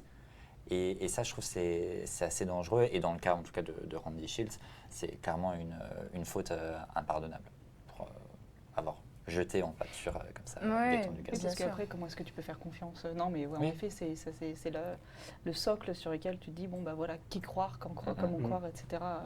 Si tu commences à raconter des choses fausses, quoi. Je pense que la base d'un métier de journaliste, c'est aussi de créer une relation de confiance, comme toi avec tes abonnés, créer une relation de confiance et de savoir que tel ou tel média, je peux lui faire confiance en fait en tant que lecteur, je pense. Oui, mais alors, en plus de ça, j'imagine, lui, est-ce qu'il s'est dit, vas-y, j'invente ça parce que je veux à tout prix le faire connaître, je vois mes amis tomber un à un et mourir un à un, qu'est-ce que je peux faire? Ou est-ce qu'il s'est dit, en vrai, jackpot, on va peut-être parler de moi, on va peut-être parler de mes livres, je vais peut-être redorer mon image suite à ce fiasco qu'a été l'article de journal concernant les saunas. Donc je sais pas, on n'en sait pas plus sur ses motivations. Est-ce qu'il s'est expliqué ensuite ou pas? Bah en fait, le truc, c'est que je pense que pour lui, c'était plutôt un crève-cœur. C'est un truc très très sale qu'il a fait sciemment. Il a inventé vraiment un bouc émissaire, un mensonge carrément dégueulasse et tout. Je crois qu'il en avait bien conscience. Et vu que justement, il adorait son métier jusqu'alors, la déontologie de son métier, je pense que c'est plus un truc, moi je le vois comme ça, plus un truc vraiment sacrificiel pour alerter sur les ravages qu'il voyait autour de lui, quoi. Ouais, il s'est dit peut-être j'ai pas le choix, quoi. Oui, en fait, il a vraiment essayé de passer par d'autres biais. Et au bout d'un moment, il s'est dit, bon, eh ben, en fait, ok, les gens sont pétris de haine et de préjugés sur les homosexuels et tout. Ok, eh ben, je vais leur donner ce qu'ils veulent et tout. Et comme ça, eh ben, vu que c'est ce qu'ils veulent relayer dans les journaux et tout, Il eh veut ben, dire, ils bah vont voilà, parler. vous voyez. Ouais. Ouais. Et donc, c'est pour ça que ça a eu des conséquences catastrophiques pour les LGBT et tout. C'est parce que c'est tous les préjugés, les pires, les plus sales qu'on peut avoir sur les homosexuels qui sont activés par cette fake news. Donc, c'est un truc assez grave. En fait, c'est vrai parce que d'un côté, il y a l'importance d'en parler urgemment pour essayer de sauver des gens et tout d'abord, avant même de sauver des gens, de comprendre d'où ça vient. Et d'un autre côté, tu te dis, c'est du pain béni. Pour les médias, pour les politiques, c'est du pain béni qu'on leur donne là. Et ça, ils vont être trop contents en fait de se dire, ah bah vous voyez, ça c'est une maladie d'homosexuel, qu'est-ce qu'on vous avait dit, enfin voilà quoi. Donc c'est vraiment c'est un dilemme, quoi. C'est allé très très loin en plus, hein, parce que quand même, du coup, tu vois, pour l'équivalent des journalistes de l'époque, genre Plateau CNews et tout, ils étaient là, oui, alors les homosexuels ont vraiment une sexualité complètement déviante, c'est des grands malades et tout machin, ils sont complètement irresponsables, c'est des tueurs en série potentiels, et si on faisait un petit camp de concentration, c'est vraiment des propositions qui ont été mises à cette époque. De tatouer les homosexuels. Tatouer les homosexuels, les parquer dans des camps de concentration et tout, ça, ils l'ont évoqué oui, à cette ça a époque. trop bien marché par le passé. En Ouais. plus, on va refaire un truc similaire. Ouais. Wouhou. Quelle horreur. Mais d'accord, je vois. Et là, on parlait notamment de Randy Shields vis-à-vis de, entre guillemets, son manque de professionnalisme vis-à-vis de la fake news. Mais qu'en est-il, par exemple, des médias, par exemple, vous allez dire que je m'acharne sur The Advocate, mais des médias gays de l'époque qui n'ont pas parlé par exemple, de l'article, enfin, qui n'ont pas publié l'article de Randy Shields, ou même, par exemple, en France, il y avait il y avait un média gay qui s'appelait Le Guépier, par exemple, qui a parlé que très, très, très tard de l'épidémie de VIH. Qu'en est-il, par exemple, je pense dans tes recherches de The Advocate, est-ce qu'à un moment, ils se sont exprimés là-dessus, sur le fait que, oui, ils avaient fait une bourde, est-ce qu'ils se sont fait un mea culpa? Est-ce qu'il y a des infos là-dessus? Ce qui s'est passé, c'est que factuellement, en effet, ils ont mis du temps à en parler. Et je crois que c'est beaucoup avec, notamment à partir d'Act Up, où ils ont énormément relayé. Donc Act Up fondé, je crois, aux États-Unis en 1987, où là, il y a eu vraiment une intensification dans les médias. Ils en ont énormément parlé, donc ils ont fait un travail aussi remarquable par la suite. Par contre, eux, ils sont dans un piège, quoi. C'est-à-dire qu'en tant que médias, à la base, ils sont confrontés à des informations qu'ils ne peuvent pas vérifier. Parce que la science, justement, n'a pas eu les moyens d'aller jusqu'au bout de ses investigations et de ses recherches, parce qu'il n'y a pas eu le budget alloué pour. Donc eux sont bloqués, quoi. Ils ne peuvent pas relayer vraiment, tu vois, des trucs éclairants pour le public sur ce qui est en train d'arriver, en fait. Et Randy Shields essaye de les devancer, mais voilà, avec des méthodes qui sont pas journalistiques, qui sont pas correctes.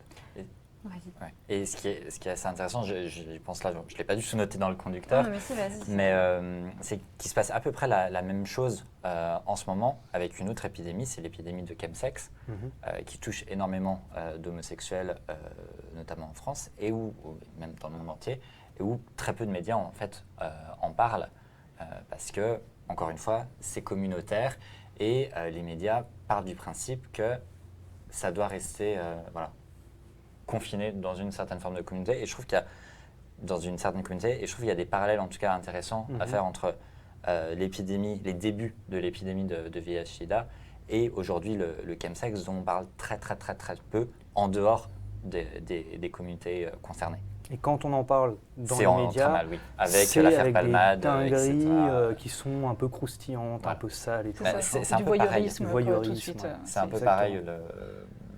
Randy Shields, par exemple, l'affaire Palmade, qui a mis sur le devant de la scène le chemsex, où pendant 48 heures, les éditorialistes de BFM TV étaient en boucle à dire toutes les pires horreurs sur les homosexuels. Attends, moi j'ai pas la rêve du chemsex en fait. La rêve du chemsex. J'en ai pas entendu parler, vous pouvez expliquer? Ah oui, ce qu'est le chemsex? Est-ce qu'on va faire une banne? Non, je pense pas, mais je pense que si je me pose la question, c'est qu'il y a des gens qui savent pas non en plus. gros, je pense. le chemsex, c'est une pratique qui consiste à avoir des rapports sexuels en ayant pris des substances. D'accord, ok. Voilà. Je vais pas dire l'autre mot. Et en vrai, il y a une épidémie autour de ça, ce qui est considéré comme une épidémie. Ok. Notamment, ça crée une addiction très rapide déjà aux substances. Et également, après, les personnes qui le pratiquent, souvent après, n'arrivent plus à dissocier les deux. N'arrivent plus à dissocier le fait d'avoir des rapports et le fait de prendre des drogues, ouais. Voilà. Et c'est quelque chose d'extrêmement addictif, voilà. Et où il y a pas mal de personnes qui en sont décédées. Donc voilà, je trouvais ça intéressant d'en parler. D'accord, ok. Et donc voilà, on a bien vu, on a abordé le rôle, l'enjeu des médias sur tous ces sujets de société, en particulier quand on essaye à tout prix de les mettre sous le tapis. Est-ce que là, pour le cas de la fake news de ce patient zéro et de Randy Shields, est-ce qu'on peut parler de manipulation médiatique? Clément? Est-ce qu'on peut parler de manipulation médiatique? Ouais, clairement. Clairement, on a un gars qui infiltre un peu le système réactionnaire de son époque pour le manipuler, pour le retourner, quoi. Et est-ce que du coup, aujourd'hui, cette histoire de Randy Shields en tant que journaliste, est-ce qu'elle a pu inspirer d'autres journalistes? Toi, avec ton statut de journaliste, par exemple, Maurice? Alors, moi, quand j'ai lu la bande dessinée, je me suis beaucoup, d'une certaine façon, retrouvé dans Randy Shields, jusqu'au moment de la fake news, forcément. Tu t'es dit, ah bah non, moi j'aurais pas fait ça quand même. Un petit peu, ouais, exactement. Et je sais plus ce que je voulais dire. Et donc du coup, est-ce que ça peut inspirer les journalistes aujourd'hui? Je pense que le travail de Randy Shields, en dehors de la fake news, son travail sur la biographie de Harvey Milk, ou le travail qu'il a fait après avec son livre And the Band Played On, oui, clairement, peut inspirer beaucoup de journalistes. Et je pense, après ce live, je vais directement aller m'acheter la biographie de Harvey Milk, parce que j'ai envie de la lire. Ah oui, donc qui a été écrite du coup par Randy. Qui a été écrite par Randy Shields.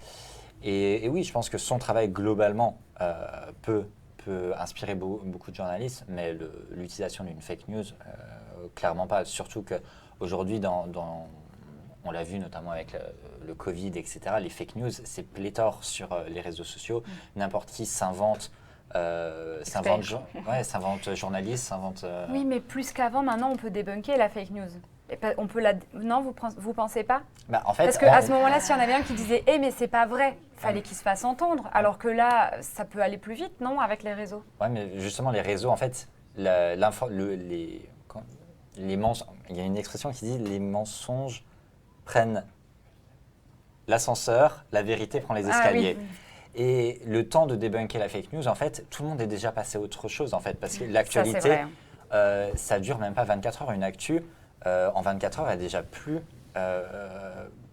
croustillante. Les gens n'en ont plus rien à faire parce qu'ils l'ont déjà vu sur tel ou tel média. Et tant de débunker une info, tant de dire ah, vous vous souvenez l'info il y a 2 semaines sur tel, tout le monde l'a déjà oublié. Mais par contre, le résultat de cette fake news est déjà entré dans l'inconscient collectif des gens. Par exemple, je pense, c'est intimement lié, cette image du patient zéro malveillant qui contamine sciemment les homosexuels, c'est resté ancré très longtemps au sein de la communauté, comme quoi il y avait des personnes qui contaminaient sciemment, ce qui est totalement faux. Parce que ça voudrait dire, pour contaminer quelqu'un, aujourd'hui, quand on est séropositif et qu'on est sous traitement, qu'on est détecté, on a obligatoirement un traitement, on ne peut plus transmettre le VIH. Donc ça voudrait dire, pour contaminer quelqu'un, il faudrait arrêter de prendre son traitement et que les médicaments arrêtent de faire effet pour pouvoir sciemment contaminer quelqu'un. Enfin, c'est totalement lunaire. Personne ne ferait ça. Et pourtant, c'est encore très ancré aujourd'hui dans les communautés. Et je crois moi j'ai parlé à 2-3 personnes qui se souvenaient de cette affaire du patient zéro à l'époque, et en fait ils étaient encore dans le fait que c'était en effet un patient zéro, qu'il n'y avait pas eu ce truc de revenir, notamment en Europe peut-être où il y a eu moins, et ils étaient restés sur l'info de base. Alors c'était pas c'était pas un truc qui les rongeait, hein, mais qui disait ah oui, je me souviens ce mec Stewart qui avait contaminé des gens sciemment, et tu fais genre ouais, donc c'est encore ça a vraiment la vie. C'est resté quoi.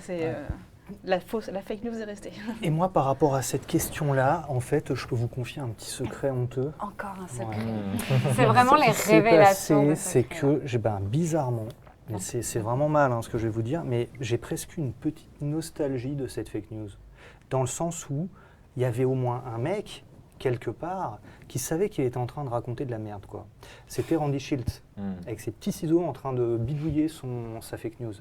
Et aujourd'hui, moi, j'ai l'impression qu'on est dans un monde qui a basculé dans autre chose.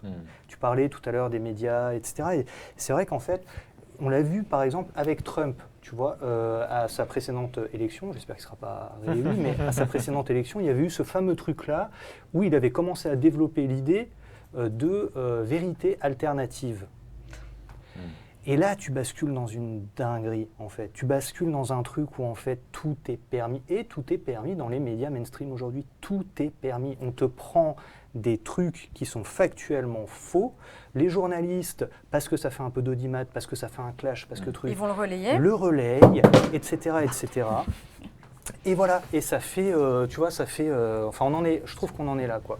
Un peu. Donc, Ouais, d'accord. assez inquiétant. Mais réalité alternative, c'est Trump qui a employé ce mot. Je crois que il me semble que c'est Trump qui a employé ce mot, qui en fait aujourd'hui, ça se pratique très bien en France aussi, mais je crois qu'à la base, c'était justement quand il a été investi président, donc tu avais des photos du Capitole, sa porte-parole dit « il n'y a jamais eu autant de monde à l'investiture d'un président ».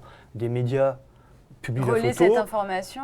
des gains, personne, que dalle, tu vois. Ouais. Et donc là, ils lui mettent les photos sous le nez, ils disent bah non, enfin vous voyez, il y avait quand même pas grand monde, quoi. Et cette porte-parole dit ah ouais, non mais en fait c'est une vérité alternative. Ah oui, d'accord. Waouh, t'es là-dessus, ok, ouais, tout est permis, quoi. L'ère de la post-vérité. Apparemment, c'est Clément Viktorovitch qui a l'air d'en parler. Ok, d'accord. Très c'est- fort, Clément Viktorovitch. C'est très, très intéressant.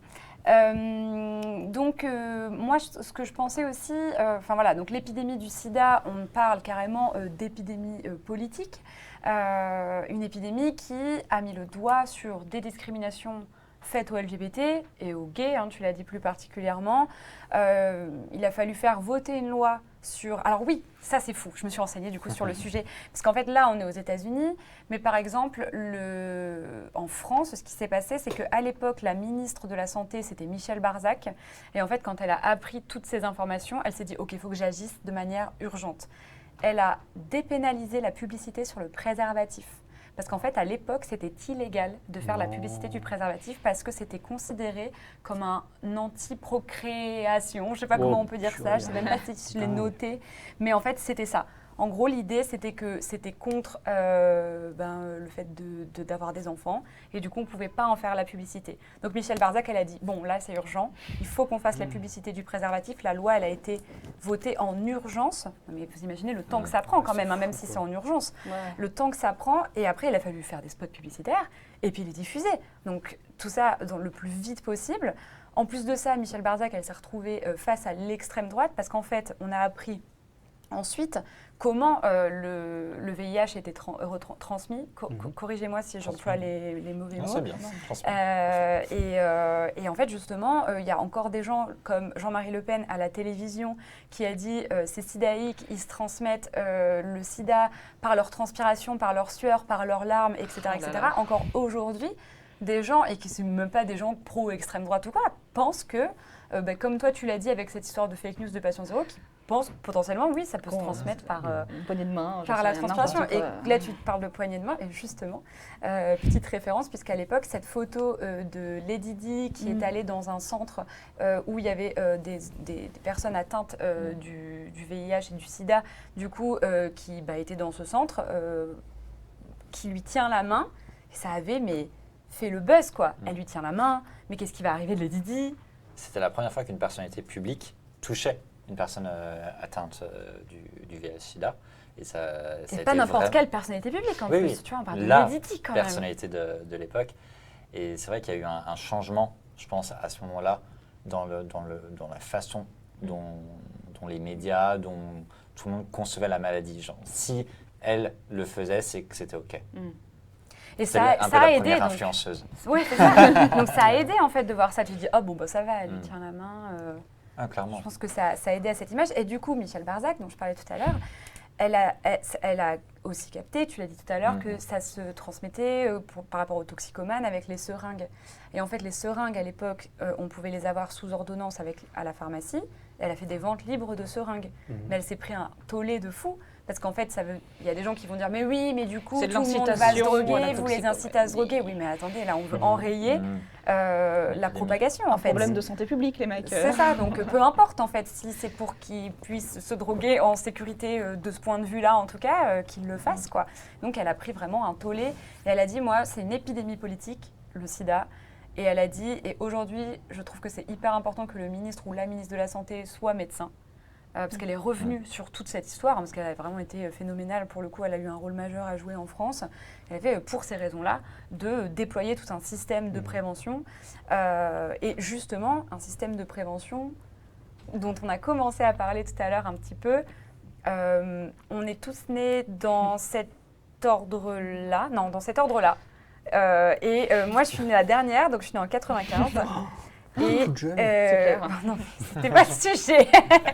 Et je suis née en 95. Et alors, je ne sais pas vous, mais moi personnellement, j'entendais parler de la prévention contre le SIDA quand j'étais en primaire, quand j'étais enfant. Mais je savais, comme j'étais pas du tout dans ce truc-là, on m'en parlait pas vraiment à moi. Et une fois que je suis passée au collège et au moment des cours d'éducation sexuelle et compagnie, c'était quasiment terminé. Il n'y avait quasiment plus de prévention du sida parce que ce qui s'est passé, c'est qu'il y a eu toute cette prévention. Les chiffres ont baissé drastiquement de séropositivité et ils ont arrêté les campagnes. Et donc, moi, personnellement, et à partir de 95 et je pense bien après, il y a une recrudescence des IST, des infections sexuellement transmissibles, notamment de la chlamydia, mais aussi du coup du sida, parce que justement, on réduit cette prévention. Donc voilà. Oui, qu'est-ce que tu voulais dire? Je tiens à rajouter aussi quelque chose sur les préventions, où il y a beaucoup de campagnes de prévention qui ont été faites en France, qui ont été très, très, très maladroites et qui montraient du doigt les personnes séropositives au VIH plutôt que de faire de la prévention. Par exemple, je me souviens quand j'étais au lycée, il y avait cette campagne de AIDS, il me semble, le sida est beau. Sous-entendu, on revient à cette idée un petit peu de tueur en série avec une image d'un beau mec, d'une belle meuf, etc. Sous-entendu, n'importe qui peut avoir le je me VIH. rappelle. Et, oui, je me souviens de cette prévention-là. Et on revient à quelque chose de cette espèce d'incarnation du mal, en fait. Et ça a été assez récurrent dans les campagnes qui étaient soi-disant de prévention, alors que c'était pas du tout de la prévention. Il y en avait une autre comme ça, pointait où du doigt il y avait les des personnes. monstres, il y avait des personnages qui étaient représentés à voir, c'est dans mon souvenir, en tout cas c'était représenté par des monstres, et tu fais oui, mais du coup c'est super bizarre de représenter. Et t'imagines la violence quand on a une personne séropositive au VIH, de se voir représentée en tant que monstre, ou en tant que potentiel tueur en série, c'est d'une violence incroyable. Ouais, bien sûr. Mais non, pardon, moi je repensais à ce que tu disais, je pense qu'en effet, il doit y avoir, parce qu'on a quelques années de différence, et moi, c'était encore très présent quand même au niveau de, justement, ce truc, le sida était très présent dans les cours de bio, etc. Et dans ce qu'on nous disait au niveau des IST, etc. C'était le sida d'abord, les autres un petit peu après moi le déluge. Je suis intimement persuadée que c'est à peu près à partir de mon année et que ça s'est aggravé ensuite par la suite et qu'on a un peu arrêté d'en parler. On en parle beaucoup moins qu'à une certaine époque. Donc peut-être moins de sensibilisation, mais aussi peut-être juste des avancées en fait médicales qui ont permis le développement de la trithérapie qui a fait que c'est pas une raison. Donc c'est dommage d'arrêter la prévention parce que qui a fait que maintenant les personnes séropositives au VIH ne peuvent plus, si elles sont sous médicaments, sous traitement médicamenteux, ne peuvent plus transmettre le VIH. Il y a aussi donc bien sûr l'utilisation systématique du préservatif qui est dans les générations d'aujourd'hui devenu systématique. Alors quoi que je tiens à modérer ça, j'avais vu que chez les plus jeunes, il y avait eu moins de prévention et que justement... Oui, mais c'est ça, c'est ce que je disais maintenant, mais c'est une catastrophe. Là, en ce moment, il y a des épidémies d'autres IST, notamment, mais oui, c'est une catastrophe. Il n'y a quasiment plus de prévention, il y a plein de jeunes qui portent pas de préservatif. Notamment chez les hétérosexuels. Là, aujourd'hui, dans la communauté homosexuelle, les gens sont très éduqués sur le sujet. Le traumatisme par exemple, est encore assez présent probablement. Présent, et en plus, je pense que chez beaucoup, il y a aussi, on ne va pas se mentir, cette peur tu as fait un coming out homosexuel, après faire un coming out séropositif au VIH, c'est aussi quelque chose de... C'est une charge, quoi. Qui fait peur aussi, parce que dans l'esprit des gens, ça reste tout de suite... voilà. Ouais, et puis quand tu perds, il y a toute une génération où tout le monde est quasiment mort, quoi. Ouais. Et donc c'est vrai que je pense que tu as encore ce traumatisme de communautaire, générationnel qui fait que tu dis oui quand même, c'était il n'y a pas si longtemps que ça. Continue de faire attention, quoi, ce qui est peut-être pas le cas. Plus de 40 millions de morts quand même. Ouais, non, c'est... Plus de 40 millions de morts de cette Et puis c'est pas fini, hein. C'est vrai qu'on parle en plus fini, de l'épidémie du sida. Nous, en Europe, on arrive à la contenir, mais il y a plein de pays où c'est pas encore le cas, où elle fait encore des morts. Enfin voilà, donc c'est pas fini, quoi.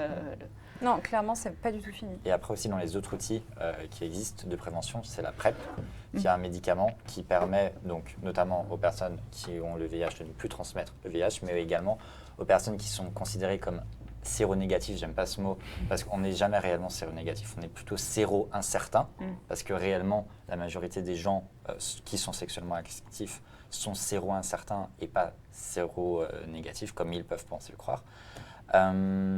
Et donc, c'est un médicament qui permet de, si on est en contact avec, on a un rapport sexuel non protégé avec une personne qui potentiellement ne sait pas qu'elle a le VIH, et qui peut potentiellement du coup le transmettre, d'être protégé. Voilà. Là, en plus de ça, il y a des discriminations actuelles, il ne faut pas se mentir, même beaucoup, envers les LGBT qui persistent encore. On en parlait tout à l'heure, mais les homosexuels peuvent donner leur sang que depuis 2022, sans prérequis autres différents que les hétérosexuels. En fait, il y a eu au début, c'était interdit. Depuis les années 80, la période sida, l'affaire du sang contaminé, qui a... Mais c'est interdit. Moi, je trouve ça fou. Ouais. Je trouve ça fou, en fait. Interdit. Après, autour des années 2012-2016, il y a eu où il fallait être abstinent pendant un an. Donc ne pas avoir de relations sexuelles pendant un an. Peu importe si protégé ou pas, alors que les hétérosexuels... s'ils ont eu des rapports non protégés à risque, ils ne peuvent pas donner, évidemment. Mais s'ils ont un partenaire et qui se protège, il n'y a aucun problème. Mais t'es homosexuel, tu ne peux pas. Et surtout que le sang est testé quoi qu'il arrive. Oui, ça c'est vrai, mais tu sais, c'est leurs arguments. C'est comme ta mère, elle est née en Angleterre, tu ne peux pas donner ton sang non plus. C'est des questions hyper intrusives, quoi. Quand tu vas donner ton sang, on te demande ton orientation sexuelle. Ah ben c'est ça. Moi, la première fois que je l'ai donné, je tombais de 12 étages de ces questions qu'on m'a posées, et notamment ces questions-là. C'est fascinant. Et du coup, donc 2018... Et après 2022, comme de par hasard, à l'approche des élections présidentielles, Macron a fait un geste royal Trop sympa, Macron. pour acquérir quelques voix de plus, alors que ça faisait des années et des années que les associations, les militants demandaient la fin de cette période d'abstinence qui était juste dégradante, en fait. Parce que c'est mettre, encore une fois, les homosexuels dans une espèce de sous-catégorie comme étant un sous-citoyen, alors qu'on paye autant d'impôts que les autres, soit dit en passant. Et comme toujours étant à la base de l'épidémie, voilà. Comme si c'était de ta faute. Le don du sang, c'est quand même un geste altruiste, en fait. Donc là, ils s'amputent de sauver des vies juste parce que tu as eu un partenaire. Donc être abstinent depuis un an, c'est quand même un critère. Après, c'est loin d'être la dissuasif. pire. Je disais, c'est loin d'être la pire des discriminations. On en parlait également tout à l'heure. Il y avait pour les personnes qui étaient séropositives au VIH depuis 98 ou 99, quelque chose comme ça. La France a mis en place une interdiction de soins funéraires pour les personnes qui étaient séropositives au VIH. Et cette interdiction, elle a été annulée en 2018, alors que l'épidémie était sous contrôle depuis très longtemps. Et même l'interdiction de soins funéraires, elle n'avait même plus lieu d'être en 98. Mais c'est quoi le rapport? En plus, on sait très bien comment ça se transmet, du coup, c'est trop étrange. Parce que pendant les soins funéraires, on va épargner les détails, mais on manipule des fluides, etc., pour rendre la personne présentable à la famille. Et potentiellement, il y a des... Voilà. Bref, je suppose. Après, je ne sais pas comment ça se passe, j'ai pas envie de savoir. En fait, ils se sont dit exposition à risque, hop, la facilité, c'est juste de l'interdire. Dans un endroit non médicalisé, parce que c'est pas des médecins qui s'occupent de. Enfin, j'imagine que c'était un peu à cause de ça, mais c'est pas une raison. Non, mais il y a quand même une base de leur argumentation, c'est pas possible. C'est très tard. La PrEP existait déjà depuis un moment. Enfin, il y avait plein de solutions pour se protéger. Et je pense que, encore une fois, ça renvoie l'image de l'homosexuel qui est un sous-citoyen. c'est vraiment très ancré, je pense, en France. Ouais, parce que c'est hyper violent, Parce toucher que, aux soins funéraires, etc. par exemple, ça a été en tant que- Ça a été le cas aussi pendant le Covid, où pendant quelques mois, les personnes qui avaient le Covid ne pouvaient plus avoir de soins funéraires, mais ça a été très rapidement rétabli. Il n'y a pas eu de soucis. Parce Et que là, ils se sont pas bousculés au portillon pour faire en sorte que ça soit rétabli, quoi. Voilà, très clairement. Et donc, voilà, donc il y a évidemment des discriminations qui persistent envers les LGBT. Et là, je me demande comment, est-ce que vous avez déjà eu des retours? Et Loïs, Clément, comment est-ce que cette BD, elle a été perçue, notamment par le public LGBT? Est-ce que vous avez eu des retours marquants? je sais pas, moi Toi, pas de retour par particulier, Clément? Pas de retour particulier, je voudrais juste revenir sur un tout petit truc, si vous le permettez une seconde. Vas-y. C'est par rapport à cette question de prévention, etc., dont on parlait à l'instant. C'est très important de le rappeler, qu'en effet... Mais moi, je m'interroge quand même sur le fait que, d'une façon plus générale, on est dans un moment politique où quand même le système de santé il est mis sous tension, on est en train de le déglinguer. Ça va avoir des conséquences terribles pour la santé publique. Les questions liées à l'AME qu'on essaie donc de restreindre pour les étrangers en situation irrégulière aussi et tout, c'est pareil, quoi. La traque aux immigrés clandestins et tout, c'est pareil. Ça va contribuer à fabriquer, je pense, des bombes sanitaires qui vont être difficilement récupérables par la suite. Donc voilà, moi je voulais juste rajouter ça. C'est vrai qu'on parle souvent des individus, du fait de les responsabiliser, c'est très important, mais il y a quand même un système aussi derrière, un système politique. Et je crois faut qu'on tire la sonnette d'alarme, c'est vraiment chaud, quoi. Voilà. Et donc les retours, non, pas particulièrement. Ok. Alors, moi, j'en ai eu quelques-uns sous ma vidéo. C'est ce que je me suis dit. Je me suis dit, je pense Maurice, bah, il je en suis assez, a. Ouais, j'ai fait une vidéo critique très positive. Oui, c'est de la critique. C'était un torchon. C'est dégueulasse. De Randy Shields. Et globalement, les retours étaient assez positifs. J'ai vu pas mal d'amis queer acheter la BD suite à ma vidéo. Et oui, je suis un peu un influenceur. Merci. Dans les commentaires, il y avait quand même ce sujet un petit peu de débat autour de la véracité. Enfin, pas de la véracité, mais est-ce qu'il était vraiment obligé de faire cette fake news? Est-ce que c'était vraiment le dernier recours comme ce qui est sous-entendu dans la BD, ou est-ce qu'il n'y avait pas vraiment d'autres moyens? Et c'était assez intéressant de lire les commentaires sous la vidéo. Après, je pense que c'est toi, tu me diras, mais ce qu'on représente dans la bande dessinée, c'est aussi le point de vue de Randy Shields. Donc ce truc de dernier recours, c'est aussi parce que, en l'occurrence, c'est lui le personnage de la bande dessinée. Donc est-ce que c'est pas ce que lui il pense aussi? Oui. Enfin, oui, ça fait partie de l'interprétation et du récit et du fait que quand on écrit une histoire, tu me corrigeras si je raconte n'importe quoi, on présente aussi un point de vue et c'est au lecteur. Enfin, c'est super si on peut en discuter, quoi, justement. Qu'est-ce que c'est? Est-ce que c'est le point de vue voilà. Ça aurait été le point de vue de Gaëtan Dougas, ça aurait été totalement l'opposé. Voilà, exactement, c'est ça. En fait, on essaie donc de raconter à travers cette bande dessinée vraiment un mécanisme, un engrenage un peu fatal et morbide, quoi, qui va pousser un personnage à commettre des actes que moi, personnellement, je trouve encore aujourd'hui, après avoir fait cette bande dessinée, tout à fait abominable. Donc, j'ai pas de vision, tu vois, très morale sur ce personnage, etc. Et voilà. Et ce que je voulais dire aussi, c'est que cette bande dessinée, pour moi, c'est un peu comme un hors-d'œuvre, tu vois. Et je serais trop heureux que des gens qui vont découvrir cette histoire et aussi par la suite envie d'en savoir plus et tout. Moi, par exemple, je n'arrête pas depuis. C'est-à-dire qu'il y a plein de choses qui ne sont pas dans cette bande dessinée, qui sont peut-être un petit peu associées, mais je n'arrête pas d'aller les regarder et tout. C'est et ça vraiment, m'emmène sur d'autres choses. Clément Xavier, c'est vraiment le mec avec le tableau en liège, avec des, un peu punaises, là, il relie il est comme ça. Je suis comme un fou chez moi et tout. Depuis. Non, mais c'est parce que c'est hyper intéressant, c'est passionnant, il y a des tonnes d'histoires incroyables et tout à découvrir. Si j'avais eu quelques dizaines de milliers de pages supplémentaires, Héloïse, peut-être que tu n'aurais pas été très heureuse, mais tu sais. on aurait pu en parler un peu. Mais voilà, J'aime donc bien la BD. vraiment c'est super si les gens aussi, ils ont envie d'aller plus loin et tout, parce que c'est en effet dans tous les cas, cette bande dessinée, elle est forcément très partielle, très subjective, et il y a sans doute des erreurs en plus et tout. Donc, Bien sûr. Alors, je me permets, du coup, on arrive à la fin de cette émission. Évidemment, restez encore un petit peu. On va avoir la partie qu'on adore dans cette émission, puisqu'on aura les petites recommandations culturelles qui abordent des sujets. Cette fois-ci, j'ai demandé des recommandations culturelles à propos des LGBT, QIA+. Voilà, on change à chaque fois. Et je me permets de faire un petit rappel. Voilà, si vous avez des questions, si vous vous posez des questions par rapport au sida, par rapport du coup à la séropositivité, il y a toujours le site français Prévention Sida Info Service, sida-info-service.org, un numéro qui est dispo 7 jours sur 7, 0800 840 800, qui est fait pour répondre à toutes les questions. Donc je me permets de faire cette petite parenthèse prévention, mais aussi une parenthèse giveaway, puisqu'il y a toujours ces 2 bandes dessinées dédicacées à gagner. Feu, la caméra zénithale n'est pas parmi nous. Vous ne pourrez pas voir cette fantastique artiste à ma droite, Héloïse, du coup, qui allait faire la dédicace devant vos yeux ébahis. Mais elle le fera ensuite, bien évidemment. Point d'exclamation Randy, que ça soit dans mon chat twitch.tv/Ultia ou dans le chat de Gléna, twitch.tv/GlénaLive, pour avoir la chance de gagner un exemplaire dédicacé. Vous pouvez participer dans les 2 chats pour maximiser vos chances. Voilà, vous voyez, je vous donne des tips et tout, c'est incroyable. Donc voilà, on approche à la fin de cette émission, et je vous ai demandé des recommandations culturelles sur des œuvres qui abordent des sujets LGBT ou alors même créées par des personnes LGBT. Je me suis dit, Héloïse, on va commencer par toi. Qu'est-ce que tu nous recommandes? Alors moi, je recommande, pour faire aussi un peu un lien avec notre bande dessinée et le sida, le film 120 battements par minute de Robin Campillo.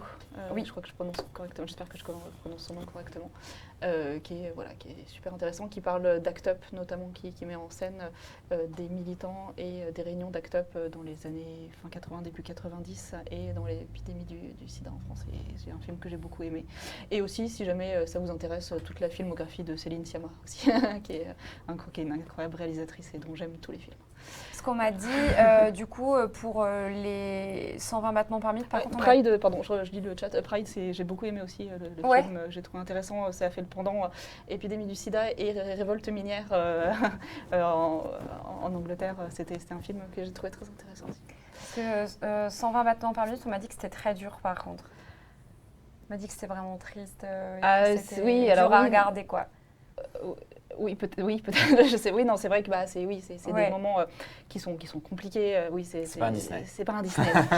Mais c'est vraiment bien. C'est hyper bien écrit, c'est hyper bien mis en scène. C'est inspirant. C'est très inspirant, ouais, c'est ça. Et puis les personnes représentées sont super justement parce que très humaines. Oui, pas parfaite, pas non, manichéenne. voilà, exactement. Mais Et la réal dont tu as parlé, comment elle s'appelle? Céline Sciamma. Céline Sciamma, ok. Voilà, qui a fait notamment Le portrait de la jeune fille en feu ou Ah Tommy oui, Boy ok, ou Naissance des pieuvres, ce genre de films-là qui sont aussi super.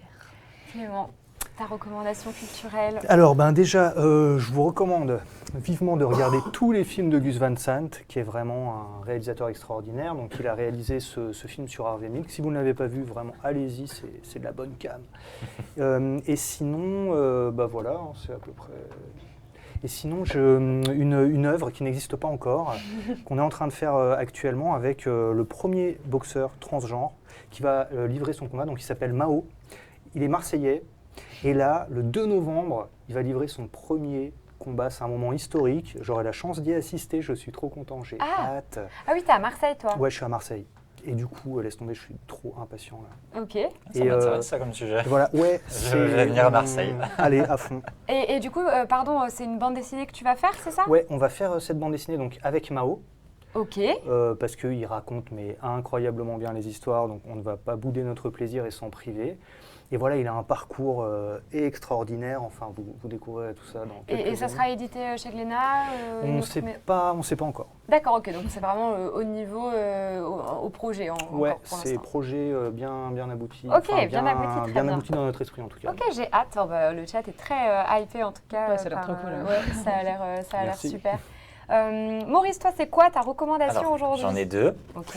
Le premier, c'est le livre Une histoire de genre de Lexi du compte Instagram Aggressively Trans, qui est un guide sur les transidentités, qui est très bien écrit et qui permet d'expliquer de façon très simple, je trouve, les transidentités, que ce soit il est à destination des personnes LGBT, mais aussi des personnes qui ne font pas du tout partie de la communauté.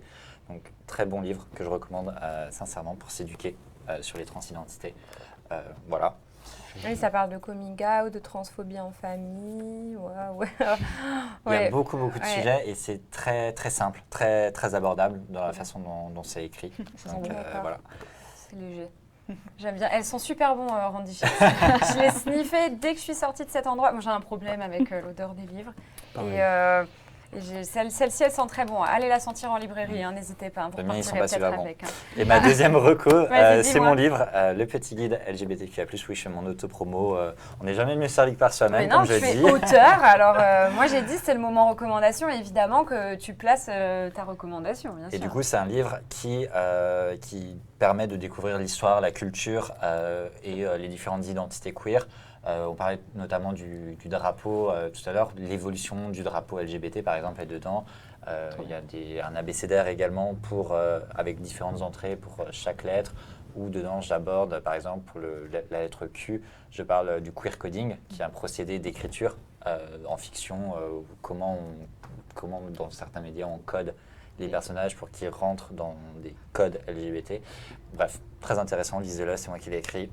4,50 €. Foncez c'est chez votre donné. libraire. C'est donné, voilà, c'était vraiment une volonté que le livre soit accessible au plus grand nombre, aux personnes de la communauté, et pas que aux personnes de la communauté, également à toute personne en fait, qui se pose des questions sur la communauté LGBTQIA+, que ce soit les parents de personnes concernées ou n'importe qui en fait. Ce livre s'adresse vraiment en fait, à tout le monde. Un avis olfactif génial. pour le petit guide. C'est subtil, mais ça sent bon quand même. Ça Achetez-le. sent bon quand même. Bravo, achetez-le, allez le sniffer en librairie, hein, comme ça il passera le test. Je confirme qu'ils sont très très bons. Non, vraiment, sincèrement. C'est incroyable. Trop bien. Voilà, c'est exactement ça qu'on veut. Eh bien moi, ma recommandation culturelle, c'est un jeu vidéo. Hein. On n'est pas streamé sur Twitch pour rien. Et ce jeu vidéo s'appelle Caravan Sandwich. Je l'ai fait totalement en live. Donc ceux qui me suivent, celles et ceux qui me suivent, vous savez peut-être déjà ce que c'est, puisque c'est un jeu vidéo qui a été développé par Plain Toast, qui est un studio français. Donc Cocorico, c'est sorti en septembre, le lendemain de mon anniversaire, le 12. Et c'est édité chez Dear Villagers. Et en fait, ça raconte l'histoire d'une jeune fille qui n'a plus de nouvelles de sa sœur depuis maintenant plusieurs années, je crois que c'est 7 ans. Et puis un beau jour, alors on est dans un monde complètement science-fiction, hein, mais l'accent n'est pas mis sur la SF, mais le monde dans lequel elle est, c'est vraiment de la science-fiction.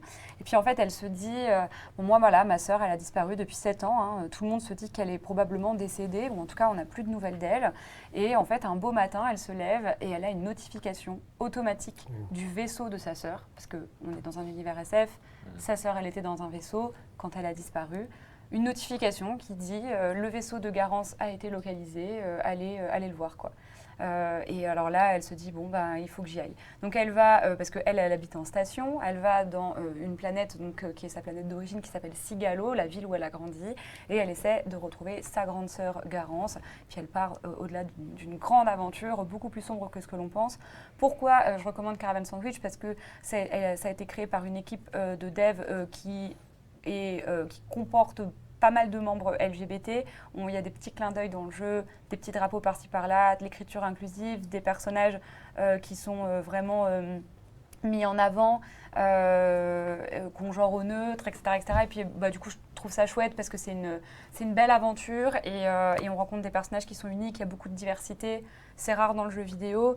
Je profite de cette fin de live d'ailleurs pour dire que je ne sais pas si vous avez entendu parler du Gamergate. C'est en gros des groupes d'incel, donc de mecs qui détestent les femmes, mais aussi qui détestent tout ce qui est woke et compagnie, et qui du coup notent review bomb d'un point de vue négatif tout ce qui touche à l'inclusivité ou à la présence de femmes en personnage principal de jeux vidéo, la présence de personnes LGBT, etc., etc. Par exemple, FIFA s'est fait review bomber parce que maintenant on peut jouer des équipes féminines. Enfin, vraiment, ça part de là. Et du coup, je sais que Caravan Sandwich a été review bombé négativement par ce genre de personnes. Parce qu'aujourd'hui encore, ils font rage, quoi. Donc, si je peux donner un petit peu de positif et vous conseiller un excellent jeu vidéo, n'hésitez pas à jouer à Caravan Sandwich. En plus, ça se finit assez vite, donc c'est pas une trop grosse implication personnel, voilà. Et oui, il y a un GDoc Walk qui juge par onglet si vous pouvez jouer ou non à certains jeux vidéo en fonction de ce qu'il y a de trop woke ou pas dedans. D'accord. Donc, Wow. personnage principal féminin, c'est mort, par Oh là exemple. là. Genre Tomb Raider, c'est woke.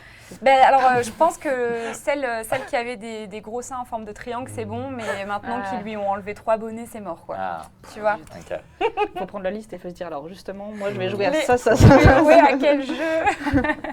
donc voilà, ça n'a aucun sens, bien sûr. C'était notre petite recommandation, Quel bien enfer. sûr. Nous allons procéder au tirage au sort des gagnants des dédicaces que Héloïse et Clément vont vous faire, bien sûr, à la fin de ce live. C'est une BD par live sur ma chaîne twitch.tv/Ultia et sur la chaîne de Glénalive, twitch.tv/Glénalive, bien sûr. Donc une dernière fois, point d'exclamation Randy, et on va procéder au tirage au sort. Les modérateurs reviendront vers vous pour récupérer vos coordonnées afin qu'on vous envoie ça à domicile. Merci beaucoup, mes très chers invités. Eh ben, merci Pour à cette toi. émission de qualité. Donc, Clément Xavier, toi, on te retrouve bientôt pour un prochain livre. Là, tu nous l'as un petit peu teasé finalement. Ouais, alors avant ça, il y a une bande dessinée sur la découverte des dinosaures qui paraîtra chez Flubble Hub. C'est vrai? Ouais. La découverte des Ah, une histoire dinosaures? de fou, une histoire de couple qui découvrent une mystérieuse dent. C'est une histoire vraie. Hein. Donc Gideon et Marie Mantel découvrent un jour en se baladant, c'est des géologues amateurs et qui vivent à la campagne, ils découvrent une dent étrange et qui va, mais voilà, renverser complètement toutes les connaissances qu'on a sur le monde. Ok, trop bien. Mais attends, mais tu m'as hypé en 2 secondes là. Et- Bon, comment ça s'appelle du coup? Ça s'appelle La dent de l'iguanodon. Ok, la dent de l'iguanodon, on te suivra. Héloïse Chochoa, du coup, Oui, dis-nous, moi. c'est quoi tes prochains projets? Bah là, moi, je suis en train de travailler sur un projet sur les zoonoses. Mais voilà, c'est au début du projet. Donc, Tu peux nous expliquer un petit peu? c'est les zoonoses, en fait, c'est les maladies transmises à l'homme par les animaux. Donc, par D'accord. exemple, le Covid, c'est une zoonose. Enfin, voilà, la rage, c'est une zoonose, Ok. ce genre de truc. Et je peux pas trop vous en dire plus parce que c'est le début du projet. Donc, Ok, très bien. Mais voilà, Bon, on te suivra là-dessus. voilà, mais c'est pas pour tout de suite. Hein. Très bien. Donc toi, Maurice, du coup, de Simili Queer, qu'est-ce que tu as comme actualité prochainement? Alors, je suis en train d'écrire mon second livre qui sera un guide sur les. Enfin, pas un guide, mais une sorte de. Si, ça va être un guide, voilà, disons-le, sur les figures LGBT qui ont marqué l'histoire de la communauté. Il y aura notamment Randy Shields dedans, bien Ouais, entendu, et il bien. sortira pour la Pride en juin. Ah, super. Alors, où est-ce qu'on peut te suivre, du coup? Dis-nous tout. Alors, vous pouvez me suivre sur SimilyQueer ou si vous voulez sur mon compte perso Mauriception. Et voilà. Très bien, merci beaucoup. Merci à vous tous d'avoir merci. participé à cette émission. Merci à toi. De mon côté, pas d'émission BD à venir prochainement, mais on vous tiendra au courant, bien sûr. Moi, je suis en live sur ma chaîne Twitch tous les jours, sauf le samedi. Donc voilà, et sauf demain. Désolée. Donc prochain live sur ma chaîne, ça sera vendredi à 15h. Et puis voilà, merci à nouveau à mes invités d'avoir été de très bons clients pour cette émission très intéressante. Merci infiniment le chat pour vos gentils retours et gentils commentaires, ça m'a fait plaisir de vous avoir. Merci beaucoup du coup à la team de Glénat à chaque fois qui nous font confiance pour parler en plateau de ces magnifiques bandes dessinées qu'ils produisent. Merci à Clara d'avoir fait le runner avec moi, hein, comme d'habitude, mon acolyte de toujours pour écrire ces émissions et ces questions. Voilà, merci beaucoup aux modérateurs qui ont tiré au sort, hein, bravo aux gagnants. Je vous souhaite une excellente fin de journée et je vous dis à très bientôt. Bye bye. Au revoir.